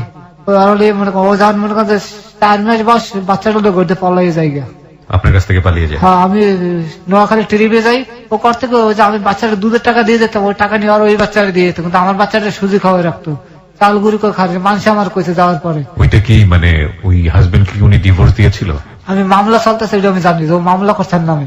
এই মহিলা মামলা করেছে? হ্যাঁ। আগের হাজবেন্ড কি ছিল পেশায়? পেশায় রাজমিস্ত্রি ছিল। রাজমিস্ত্রি ছিল। চোখে যে ডান চোখ দিয়ে আপনার এরকম পানি পড়ে, এটা কি সবসময় পড়ে নাকি আজকে প্রথম হচ্ছে এরকম? আজকে মানে কান্দা হইতেছে, পারতেছে না রাখতে পারি, কি করবো আমি, কি হাতে পাওয়া আছে চলতে পারি না। আপনার বাম চোখ দিয়ে যে পানি পড়ছে না, শুধু ডান চোখ দিয়ে পড়ে, এটা কি মানে সবসময় হয়? আজকে প্রথম, মানে শুধু ডান চোখ দিয়ে হচ্ছে এরকম? প্রিয় শ্রোতা, এখানে একটা বিষয় বলে রাখি, ওনার শরীরটা কিন্তু খুবই খুবই বাজে অবস্থায়। উনি কিন্তু, ওনাকে দেখলে আপনারা বুঝতে পারবেন, একটা স্ক্র্যাচে ভর দিয়ে, আপনারা ভিডিওতে হয়তো বা দেখেছেন, একটা স্ক্র্যাচে ভর দিয়ে হাঁটেন উনি। একটা কাপড়, পলিথিন ব্যাগ, সেটার মধ্যে ওর এক সেট কাপড় থাকে, ওটা নিয়ে উনি এই স্টুডিওতে এই মুহূর্তে, এবং ওনার হাঁটার সামর্থ্য নাই, খুবই বাজে অবস্থা। এক চোখ দিয়ে যখন পানি পড়ে কন্টিনিউয়াসলি, সেটা এক ধরনের সিনড্রোম, এবং উনি কিন্তু স্ট্রোক করা রোগী। সুতরাং কিছু বিষয় আমাদেরকে কনসিডার করেই ওনার স্টোরিটা এখানে প্রচার করতে হচ্ছে। আশা করছি আপনাদের সেই রকম ধৈর্য থাকবে। বলুন তারপর। বাচ্চাটা পলাই জায়গা, আমার জিনিসপত্র বাড়ি এলে জড়িতে আসলো। পরে আমি বাচ্চা খুঁজতে না পাই, আমি পরে একসময় শুনি যে বরিশাল গেছে মার দ্বারে। আচ্ছা। আমি তাড়াতাড়ি মার দ্বারে যাই, যাই মা বাচ্চা দেখাবো আমার আগে, আমার বাচ্চা আমি পাইছি। আচ্ছা। কিন্তু বাচ্চা আমার দেবে না। বাচ্চা দিবে না? আমি যা মার দ্বার থাকবো, ভালো তো থাকবে, আমার বাপটা একদিন কইলে কইবে। আমি আর জোরাজোরি করলাম না, আবার আই পড়লাম। আমি এই সময় চাঁদবিন শাড়ি আছে না, জি এই চাঁদবিন শাড়ির মালিকের চাকরি করি, সালামাজি। আচ্ছা এই চাকরি করার অবস্থার ঘটনা আপনার আমি কইতে আছি। জি পরে মনে করেন যে হে কিছুদিন পর ঢাকা আইয়ে মনে করেন হেয়ার মতন থাকে, ওই বাচ্চাদের ভিক্ষে করায়। বাচ্চাদের ভিক্ষে করানো। হ্যাঁ, পরে আমি উকিলের আলাপ করলাম যে স্যার আমার বাচ্চা আমার কেমন নিতে পারেন, টাকা পয়সা যা লাগে আমি দিব আপনারে। ওকে উনি একটা মামলা করলে একটা ডিভোর্স করাই দিল আমার কোর্টের মাধ্যমে। ওকে তো সে পলাই গেছে, এবার চুরি মামলা দিয়ে একটা ডিভোর্স করে দেয়। আমার উকিলের বুদ্ধি তো আমি কিছু করিনি। ওকে আরে বাচ্চার লেগে একটা মামলা করেছে, কাগজপত্র আমাদের আছে, আপনার আমি দেখাইতে পারলাম না। আমি জানি ভালো আসছিলাম, হ্যাঁ এই বাসায় সবকিছু আছে আমার। ঠিক আছে, সমস্যা নেই, আপনি বলুন আপনার মতো করে। হুম পরে ওই কাগজপত্র হেরা উকিলে ডিভোর্সটা করাই দেয়। হুম পরে তো মনে করেন আমি ঢাকা রেন্টে করার লাগে জড়াই যাই। আচ্ছা, এদিকে বউ বাচ্চার কথা আমি এখন ভুললেই যেতে আছে, কিন্তু তারপর তো আমার কোনো ওঠে না। তারপর আপনি কি করলেন? পরে আমি তো রেন্টে করার লাগে জড়াই গেলাম। রেন্টেকারের সাথে জড়িয়ে গেলেন। হ্যাঁ, তো এখন এই সময়টা থেকে আপনার স্ত্রীকে আপনি ডিভোর্স দিয়ে দেওয়া বা এরকম কোনো চিন্তা ভাবনা করলেন যে আপনি যখন রেন্টেকারে যদি যাচ্ছেন বা এরকম কোনো কিছু? উকিলে আমার জড়াই করাই দিল। উকিলে কি করে দিল? আমি বাচ্চা চাইলাম, বলে বাচ্চাটা তুমি ওই পাকান ডিভোর্স দাও। আচ্ছা, ডিভোর্স দিয়ে দিতে বললো। হ্যাঁ, তারপর উকিলে মনে করে হ্যাঁ ছবি চাইলে ছবি দিলাম, আমার ছবি দিলাম, বাচ্চার ছবি দিলাম। উকিল একটা চুরির মামলা দিয়া হ্যাঁ ডিভোর্স করাই দিল। চুরির মামলা মানে হচ্ছে আপনার ওয়াইফ চুরি করেছে, বাসা চুরি থেকে। করে পালাই গেছে। চুরি করে পালিয়ে গেছে, এটা দিয়ে সে ডিভোর্স করিয়ে দিল। আপনার কোনো সমস্যা হলো না? না আচ্ছা, আপনার ওয়াইফ কোনো অ্যাকশনও নিল না? না। আচ্ছা, পরে আমি ওয়াইফ জানতো যে আপনি তাকে ডিভোর্স হ্যাঁ, দিয়েছেন? সবের আমি জানাইছি যে আমি তার কিন্তু ডিভোর্স দিয়ে দিছি। আচ্ছা, আল্লাহ আল্লাহ কিছু নেই। বাচ্চাটাও নিয়ে চলে গেল? হ্যাঁ, বাচ্চাটা আমি দাবি করতে, কিন্তু বাচ্চা আমার দেখায় না, ধরতেও দেয় না। আচ্ছা, তারপর? মাঝে মাঝে টাকা পয়সা লয়ে যেতে, টাকা পয়সা দিলে বাচ্চাটা দেখতে পাই। টাকা পয়সা দিলে বাচ্চাকে দেখতে দেয়? 500 টাকা দিলে আর ফল টল কিনে দিলে বাচ্চাটা দেখায়। আচ্ছা, ওই বাচ্চা কি এখন আপনার কাছে আছে নাকি? বাচ্চা বাচ্চার মার কাছে কেরানীগঞ্জ আছে বাচ্চা বর্তমানে। বাচ্চার বয়স কত? 4 বছর। 4 বছর বয়স, তার মানে এটা 4 বছর আগের গল্প। জি। পরে আস্তে আস্তে আস্তে মনে করেন যে আপনি বাচ্চা রেন্টেকারের গল্প বলছিলেন। হ্যাঁ, যে রেন্টে করা মনে করেন যে আমি জড়াই গেলাম। হঠাৎ করে একদিন আমনেকে বসে একটা ছেলে পুরান টাকা থায় হুম, আর এ করলো যে আর একদিন আমি বিয়ে ডিউটি করছিলাম হ্যাঁ করলাম। পরে এই লোকটা আমার একদিন এই স্থানে আমার খোঁজে যে ফারুক নামে একটা ড্রাইভার আছে। পরে আমার দাঁড়িয়েছে, পরে আমার লোক কোন টাকা চাই 500 টাকা, 5000 টাকা ভাড়া, এই 1000 টাকা হয়ে নেবে, 4000 টাকা আমার দেবে হারে দিতে। আমি রাজি হয়ে গেছি। পরে ম্যাডামের দ্বারা লই আমার এই কিন্তু আপনি মেন ঘটনা আমি আইতেছি এখন। আচ্ছা, মেন ঘটনা, যে ঘটনা আমরা ফেসবুকে প্রচার করেছিলাম, যে কারণে আজকে উনি এই অনুষ্ঠানে, সেই ঘটনার ভিতরে আমরা ঢুকছি এবং ওনার যে ব্যাকগ্রাউন্ড সেটা আপনারা শুনলেন। জি, আমরা বিস্তারিত শুনতে চাই আপনার কাছ থেকে, একেবারে ইন ডিটেল, কোনো কিছুই খুব স্কেপ করবেন না, আপনি আচ্ছা। বলেন। হ্যাঁ, পরে ওই লোকটাই আমার যে 5000 লোকটা টাকা আপনাকে ভাড়া করলো রেন্টেকার, কি বলে ভাড়া করেছিল? করলো যে 5000 টাকা ভাড়া কাগজে লেখা থাকবে, তুমি 4000 নেবে, 1000 আমার দেবা। আচ্ছা আমি রাজি হয়ে গেছি। আচ্ছা, ওই সময়টাতে আপনাকে বললো যে ভাড়া 5000 সারাদিন ঘুরবে, মানে সকাল 9টায় যাবো, হুম, বিকাল 5টা হয়ে যতক্ষণ না ছাড়া থাকতে 5000 টাকা ভাড়া। আচ্ছা, আপনি রাজি হলেন? আমি রাজি হয়ে গেলাম। কারণ মানে উনি শুধু ঘুরবে? হ্যাঁ, ওই ম্যাডামে খালি ঘুরবে, কত ছিল এইটা প্রথম। আচ্ছা, পরে আমার লইয়ে মনে করেন যে বনানি আপনার লোকেশন বাড়ির নামটাম কইতে হইবে। বলেন। আমি যদি বনানি একটু মনে করেন যে ঢুকলাম, ঢুকে একটু ডান দিক দিয়ে একটা ভিতরে একটা রাস্তা আছে, একদম ওই চেয়ারম্যান বাড়ি বেরিয়ে যায়। জি, এখানে যাওয়ার আগে এটা আছে না, গলির মধ্যে 2টা নতুন বাড়ি, একটা বাড়িটাই উনি থাকে, ভাড়া থাকে, কেনা না ভাড়া। ওকে, আর আমার জানা কি মতো এখনো সেখানে আছে? ওনার নাম হচ্ছে যে ম্যাডাম। প্রিয় শ্রোতা, আমরা বারবারই বলি আমাদের অনুষ্ঠানের একটা বিশাল সীমাবদ্ধতা হচ্ছে, সীমাবদ্ধতা আমি বলবো না, এটা আমাদের প্রয়োজনের জন্যই করা, যেহেতু এটা ইনভেস্টিগেটিভ শো না, সুতরাং সেই জায়গাটি থেকে কারো সম্মানে আঘাত লাগে, আমরা কারো মান সম্মান ক্ষতি হয়, সেইভাবে আমরা আমাদের অনুষ্ঠানটা কখনোই প্রচার করি না। সুতরাং কিছু পরিচয় আমাদের এখানে মিউট করেই রাখতে হবে এবং আশা করছি আপনাদের জায়গা থেকে আপনারা সেটা আপনাদের বোধের জায়গা থেকে বিষয়টাকে দেখবেন। বলুন, তারপর? পরে ওই লোকটা বললো কত হলো, 4000 টাকা। উনি আমার লই আইলো, আই ওনার গাড়ি পার্কিং এ রাখলাম। হুম, রাখার পরে উনি উপর দিয়ে নামলো খুব দ্রুত, দেখে ওনার চোখের মধ্যে পানি খুব সম্ভব থাবর থুবর মারছে, খুব সম্ভব। মানে যে লোকটা ভাড়া করেছে সেই? ওই লোকটাকে। আচ্ছা, তো আই আমার তাড়াতাড়ি 4000 টাকা দিয়ে কাকে আমি 1000 নিলাম, কিন্তু প্রতিদিনের যে 1000 টাকা এটা তুমি আমাদের বিকাশ করে দিয়ে 8000 মানে প্রতিদিনই আপনাকে 5000 টাকা করে দিবে, এরকম কথা? এগুলো কথা। তাহলে তো আপনি তো মারাত্মক রকমের একটা অফার পেয়েছেন। আমার স্টানে এত টাকা ভাড়া শহরের ভিতরে কেউ কেউ দেয় না। আমি তো মনে করি লাভ, মানে মালিক তো আমার দালা করে 3000 টাকা, আরো কম 500 টাকা। মানে মালিকের দিতে হবে 3000 টাকা, ওখান মালিক থেকে যেমন পাবেন করছে 500 3000 টাকা। টাকা ভাড়া, ওখান থেকে আমার পাবেন 500 টাকা। বেতন 500 টাকা। আচ্ছা, আমার প্রতিদিন আমি ইনকাম হতেছে 1500 টাকা। রাইট, সো আপনি 1 লাফে রাজি হয়ে গেছেন? আমি রাজি হয়ে গেছি। আচ্ছা, পরে আমি 2 ঘন্টা হয়ে গেছে, ম্যাডামের বাইরে না আমার কাছে কয় না। আমি ম্যাডামের ফোন দিলাম। ওইখানে বসে আছেন, ফোন নাম্বারটা আপনাকে দিয়েছিল ম্যাডাম? হ্যাঁ, ওই না ওই যে কাগজের মধ্যে ম্যাডাম না ওর লিখে দিয়ে গেছে কাগজে যে এই নাম্বারে ফোন দিয়ে তোমার সমস্যা আসলে জানাইও। 2 ঘন্টা অপেক্ষা করতে করতে আমার একটা বদ অভ্যাস, কোন ট্রিপে গেলে আমি মানুষের একটু তাড়াহুড়ো দেখা যায়, ভাই তাড়াতাড়ি বেরেন, এটা মানে রেন্টে কার দেওয়া অভ্যাস। আচ্ছা আর ম্যাডাম ম্যাডাম আমার তো শোল ভালো না, আপনি কি বেরিবেন কি বেরিবেন না, আপনার শোল বেশি খারাপ, আপনি একটু রিসেপশনে রিসেপশনে ক্যামেরা আছে, তা আমি জানি টানি না। হ্যাঁ রিসেপশনে আমি দাঁড়াইছি, পরে আমারও ইন্টারকম করছে, গায়ে দিছে দাঁড়ানো করতেছে, ভাই কথা কন, আপনার ফোন দিচ্ছে ম্যাডামে, আপনি কি শারীরিক ভাবে সুস্থ আছেন? হ্যাঁ। তো আপনি কি বলেছিলেন ম্যাডামকে? আপনার তারা আছে মানে আপনি কি বলেছিলেন? মানে ও ম্যাডাম বাইরে দেখে আমি কাছে, ম্যাডাম আমার শরীরটা ভালো লাগতেছে না, আপনি তাড়াতাড়ি বেরিবেন কিনে কন। মানে 2 ঘন্টা আপনাকে বসিয়ে রেখেছে? বসায় রাখছে। বসিয়ে রাখার পরে আপনি যখন ম্যাডামের সঙ্গে কথা বলেছেন তখন বলেছেন যে আমার শরীর ভালো লাগছে না, হ্যাঁ। আমার একটু তাড়া আছে, আপনি বের হবেন কিনা বলেন। হ্যাঁ। তখন ম্যাডাম আপনাকে উপরে উপরে ডেকেছে? না, কারণ আমি ইন্টারকমের সামনে যাইতে কইছে, আপনি ক্যামেরার সামনে আন।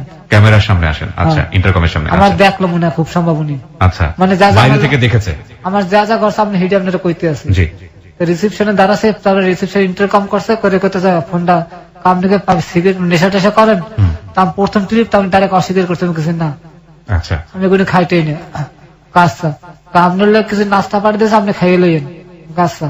পরে মনে করেন 10 মিনিটের মধ্যে বই রয়েছি, আমি হাত মুখ দিয়ে বই রয়েছি, নাস্তা পাঠাবে, নাস্তা খামু। পরে ম্যাডাম ওই যে ছায়ের মতন এক পাতি আছে না, ওই পর একটা গেঞ্জি গায়ে দিয়ে নিজেই এসে একটা ট্রে লইয়া এগুলি এক মগ কফি, একটা কফি আর 4-5 পিস বিস্কুট, কেমন ধরনের বিস্কুট, এই বিস্কুট আমি কোনো সময় খাইনি, লই নিজেই এসে। আই আমার নক করছে, আমি বাড়ি সালাম দিলাম, তারপর সালাম লইলো, এগুলো খাইয়ে ওষুধটা খাইয়ে ফেলেন, খাইয়ে আপনার আমি লাগলাম, আপনি ফোন দেবেন আপনার, আমি চললে আমি তাড়াতাড়ি কাচ্ছা। তারপর 2টা ট্যাবলেট দেখলাম, ওষুধটা আপনাকে কেন দিল আমি জানি না, কিলো ওই সময় পরে জানলাম যে আপনার কোনো কোশ্চেন তৈরি হলো না যে ওষুধটা হঠাৎ আমি করে কেন? দুর্বলের লোক কথা কইছে, মনে হয় হেই লেগে দিছে, মনে মানে হয় বলছে আমার শরীর খারাপ লাগতেছে সেই কারণে দিল কিনা? আচ্ছা এই লেগে আমি খাইয়ে নিলাম। আচ্ছা, তারপরে আপনি খাওয়া- যা দিয়েছে সব খেয়ে ফেলেছেন, ওষুধটাও খেয়েছেন? আমি নাস্তা করে তো তাড়াতাড়ি খাইয়ে লেছি, খাইয়ে ওষুধটা খেলাম, খাওয়ার পরে আমি বিশেষ করে না মাত্র 15 মিনিট লাগছে আমার শরীরটা গরম হইতে। গরম হইতে বলতে? আমার শরীর মানে একটা পুরুষের যে মনে করেন যে ক্ষোভ আমার শরীরের মধ্যে দাঁড়িয়ে পড়ছে, আপনি বাংলায় কইতে পারলাম না পুরোটা, কারণ এটা হাজার হাজার মানুষ শুনবো তো, এত খারাপ খাওয়া যাবে না। প্রিয় শ্রোতা, আপনারা নিশ্চয়ই আপনাদের জায়গা থেকে বুঝতে পারছেন যে ওর জায়গা থেকে কি বলতে চাচ্ছে। এটা আসলে সেক্সুয়াল মেডিসিন এবং এটা খাওয়ার পরে ওর মধ্যে যে ধরনের প্রতিক্রিয়া হওয়ার কথা সেটাই হয়েছে, এবং এটা যেহেতু পরিকল্পিত মেয়েটার কাছ থেকে, সুতরাং এগুলো ধরনের মেডিসিনটা আপনি আগে খাননি কখনো? না। আচ্ছা, তারপর? খাওয়ার পর আমার শরীর বলে মনে করেন যে খিসছে মিশছে, মনে করেন কেমন হয়ে যাইতে আছে, হ্যাঁ। আর চোখের সামনে সব রঙিন দেখতেছে, এমন অবস্থা হয়ে গেছে আমার চোখ রঙিন দেখতেছে, সব শুয়ে রয়েছে, কিন্তু আমার মনে করেন শরীরের উত্তেজিত ভাব খালে বাড়তেই আছে। আধা ঘন্টা পর ম্যাডাম আমার ফোন দিচ্ছে যে তুমি একটু উপরে আসো তো, উপরে গেছি আমি। আপনি যে চেয়ারে বই রয়েছেন ওগুলো একটা চেয়ার বইয়া একটা টি টেবিল সামনে ঠ্যাং টেবিল দিয়ে বই হয়ে খেলতেছে আর ঘুমাইতেছে, আর শরীরের মধ্যে একটা পাতলা একটা চাদর, ইন্ডির কাশ্মীরি শাল আছে না, ওই রকমের একটা চাদর শরীরের উপরে দেওয়া। তবে আমি নক করছে ম্যাডাম কাছে আমার বাম সাইডে, তবে বাম সাইডে আমি গেছি, তবে উনি ফট করে আমার পুরুষত্বের মধ্যে হাত দিয়ে বসে, থাবা দিয়ে ধরে চাকুলে কথা কবে কাটতে এলাম এক করে, কোনো কথা কবি না, চুপচাপ থাক, তুমি তুই ডাকাই মারিয়ে এলাম কথা কইলাম। পরে আমি ভয়, আমি আমার শরীর মনে করেন গরম হয়ে রয়েছে, উনি দর্শে আনতে মনে করেন আমার শরীর আরো ইয়ে গেছে। পরে উনি ওনার বেডরুমে লয়ে গেল, আমার ও চাদরটা ফট করে টানতে খুললে ফেলাইলো, খোলার পর আমি দেখ ওনার গায়ে কিচ্ছু নেই, উনি এক করে মনে করেন খালি। তারপর ওনার গরমতে লয়ে গেল, নিয়ে উনি একটা বাবা বের করলাম, উনি একটা না মনে করেন ওটা শেষ করে ফেলালো। আমি দেখা চিনতেন আপনি আগে থেকে? হ্যাঁ আমি চিনতাম, কারণ আমার স্থানে বহুত বাবা ড্রাইভাররা খাইছে, এটা আমি দেখছি। এক টানে মনে করেন ওটা কি করলো করে জানিস, এক টানে মনে করেন খাইয়ে খাইয়ের পর উনি মনে করেন যে 2 মিনিটের মতন দাঁড়ালে ঠাস করে বইয়ে পড়লো মধ্যে, বইয়ে মনে করেন ওনার মনের মতন উনি খারাপ ছবি দেখছেন না ওই সেই ভিডিওতে, ঠিক ওই রকম উনি ওনার আমার অত্যাচার শুরু করে দিল। আমি ভালো মন্দ কোনো কিছু করলাম না। পরে মনে করেন যে ওনার কাজ 2.5 ঘন্টা লাগছে মনে করেন যে প্রথম শাস্তি করতে, ওনার 2.5 ঘন্টা পর উনি আমার কাগজে তোর দিয়ে আমার চলবে, কিন্তু কথা আছে তোর গাড়ি ভাড়া যে লাগা আমি দিব, কিন্তু তোর আমাদের আমার আইতে হবে। তবে মোবাইল দিয়ে আমার একটা মোবাইল দিয়া দেখালে দেখ তুই যা যা করছিস সব ভিডিও হয়ে গেছে, তুই যদি আমার কথা না আমি থানা জমা দেবো, তোর রেতা লইয়ে যাবে, 5 লাখ টাকা জরিমানা দিবি, কি করবি? আবি না 5 লাখ টাকা জরিমানা দিবি। আমি তো ভাইয়া আমি যা খাইছি আমার উঠেছে সব শেষ হয়ে গেছে, কি কোন ফাইলে পড়লাম আমি, কারদার আমাকে শেয়ার করতে মানে মাথা কাজ করতে, যার দ্বারা শেয়ার করবেন হে কথাটা করিয়ে দেবে, তাহলে আমার তো 5 লাখ টাকা জরিমানা লাগবে। আমি মানে হতভম্ব হয়ে গেলাম জিনিসটা দেখে। আপনি তার সঙ্গে কি কথোপকথন করছিলেন ওই মুহূর্তে? কিছু বলছিলেন আপনি তাকে? তার সঙ্গে আপনার কোনো কথাবার্তা হচ্ছিল? কোনো কিছু কথাবার্তা হচ্ছিল ওই মুহূর্তে? কিছু বলছিলেন আপনি তাকে? হ্যাঁ, আমার খালি শুধু বলেই যাচ্ছে চুপচাপ, আপনি শুনে যাচ্ছেন? আমি খালি চুপচাপ শুনে, আমি তো মানে বলো তো হয়ে গেছে কি ঘরতে আছে, কি আমার পরে কি মারি হেলাবি না, কারণ আমার গাড়ি স্ট্যান্ড তো বহু সময় গাড়ি চোর মনে করেন মারি হেলা মানুষ, আমি তো মনে করেন পলালের চিন্তা করতাম, পলামুকে আমি চিন্তা করতেছি, আমি এই জায়গা আমি মাথা দুলাইতেছি খালি, আমি বাড়িতে পারলে হয়। পরে আমার আর 2000 টাকা দেয়, তোর ভাড়া গাড়ি ভাড়া দিয়ে গেছে, হ্যাঁ 2000 টাকা তুই এটা ভালো কাপড় চোপড় কিনিস। আচ্ছা, পরে উনি হন আমার লইলাম। কোথায় থাকেন, কি করেন, এগুলো অ্যাড্রেস নিল না? জিগেলে যে তোর বউ আছে, আমি কাছে এই ঘটনা, অসুবিধা না, তোর বউ না থাকলে তোর বিয়ে করাই দেবো আমি, চিন্তা করিস না। ওই মহিলা কি করেন না করেন প্রথম দিনে কি আপনি জানতে পারলেন? না, 1 সপ্তাহ পর জানতে এটা এনজিওর লাগে জড়িত। কারণ দেখছে বিদেশি বড় বড় লোকজন আমি বিদেশি জায়গায় হাগল মিলাইতেছে ছবি আর ঘর টাঙ্গাইনি আছে, এই দেখে বাবা হলুদ নেম প্লেট আলা গাড়ি, গাড়িতে বাবা হেয়াও আছে, এতে বুঝলাম যে উনি এনজিওর কোম্পানির লোক জড়িত। ওকে, বলুন। পরে উনি আমার রাত্রে ফোন দিচ্ছে আমারে, শরীর বেশি খারাপ লাগতেছে, আমি কই হা ম্যাডাম আমাদের দুর্বল লাগতেছে, তুই ফার্মেসিতে যাইয়া 2টা এইডস প্লাস কিনবি, 2টা এইডস প্লাস আর একটা গেস্টিকের ছাকলো কিনবি, কিনে খাইয়ে শুয়ে থাক, আর দুধ খাওয়া যায়, ডিম 80 ডিম খাওয়া যাইয়া, বাসায় রান্না করা কেউ আছে, আমি কাছে না, গরুর মাংস কিনে লইয়ে যা বাসায়, হোটেলে পাক করা গরুর মাংস কিনে নিয়ে মন মতন খা, আর তোলে আমি রান্না করতে আছে, তুই কালকে আমার বাসায় খাবি। আচ্ছা, পরদিন মনে করেন যে 11টার সময় ফোন দিছে, তুই গাড়ি নিয়ে আমার বাসায় বাইরে, প্রথম আমনে আমনে কইতে, পরে তুই তুই মধ্যে চলে গেছে জিনিসটা, এই আমার তুই কে আমি আর তুই কই। ওকে, পরে মনে 11টার সময় বাসায় আইছি, আপনি তারে তুই বলতেন কেন? মানে আপনারও এক ধরনের সম্মতি চলে এসছে, মানে হে আমার একটা স্বামী স্ত্রী যা যা হয়তো আমার দিয়ে দিয়েছে।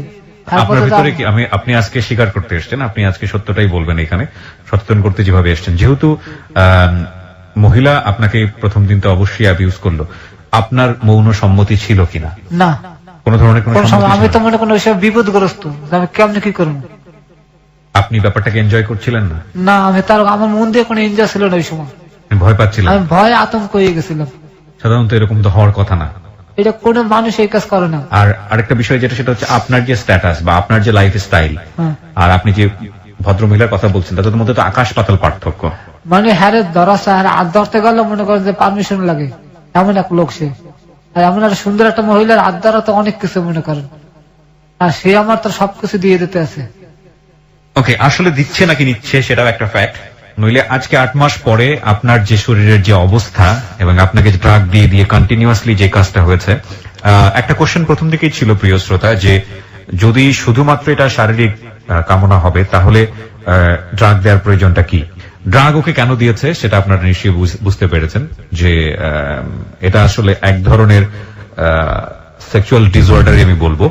আমরা আজকের এই অনুষ্ঠানে বিশেষ প্রয়োজনে আমাদের যিনি সাইকিয়াট্রিস্ট আমাদের সঙ্গে সবসময় থাকেন, ডক্টর তাজুল ইসলাম, তাকে স্ট্যান্ড বাই রেখেছি, তিনি এই গল্পটা শুনছেন।